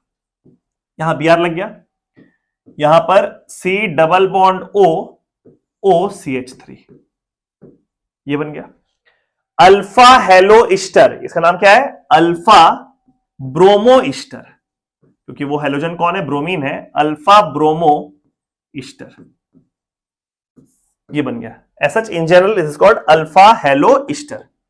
ठीक है, अगले स्टेप में हम लोग इसमें लेकर के आएंगे अमोनिया, और यहां पर रिएक्शन हो जाएगा SN2, क्या होगा SN2 रिएक्शन? बहुत बेसिक सा रिएक्शन है। ये अमोनिया का लोन पेयर इस कार्बन पे अटैक करेगा कुछ इस तरीके से, यहां से कर देते अटैक करेगा और ये Br as leaving group leave कर जाएगा। क्लियर है ये वाला बात क्या हो रहा है? SN2 मैकेनिज्म इसी को बोलते हैं कि एक ही स्टेप में न्यूक्लियोफाइल अटैक करता है और लिविंग ग्रुप लीव कर जाता है। अल्काइल हाइड्राइड्स का पार्ट है जो अल्काइल हाइड्राइड्स में हम लोग पढ़ चुके हैं। ठीक है, तो ये नाइट्रोजन का लोन पेयर कार्बन पे अटैक किया और यहां से Br निकल गया, तो यहां पे फॉर्म किया CH3 कार्बन CH, इस पे लग गया एक ammonia NH3 with a positive charge और बगल में C double bond O OCH3 एक ईस्टर ग्रुप लगा हुआ है। ठीक है, ये बन गया। नाउ लास्ट स्टेप में इसको हम लोग हाइड्रोलाइज कर दिए, H2O से ट्रीट कर दिए in presence of H+, acid catalysed hydrolysis कर दिए। इसमें एक ही स्टेप में दो काम होगा। पहला काम H2O आएगा, इस अमोनिया का H+ को निकाल लेगा। दूसरा, एसिड कैटालाइज्ड हाइड्रोलिसिस करने पर ये ईस्टर हाइड्रोलाइज हो जाता है कार्बोक्सिलिक एसिड और अल्कोहल में। This is called acid catalysed hydrolysis of ester which is reverse of esterification, जिसको कि हम लोग अल्कोहल्स वाले चैप्टर में पढ़ चुके हैं। ठीक है, तो यहां पे दो काम एक साथ हो जाएगा और यहां पे क्या फॉर्म करेगा वो CH3 कार्बन CH, यहां पर लग गया NH2 और इस जगह पे वो ईस्टर हाइड्रोलाइज होने के बाद क्या बन गया? तो ये बन गया carboxylic acid. You can clearly see that amino acid has been formed and yet again the amino acid formed is alanine. फिर से एलानीन बन रहा है। ठीक है, तो हम लोग दो तरीका पढ़ लिए इससे अमीनो एसिड बनता है, which is sufficient as far as your exams are concerned.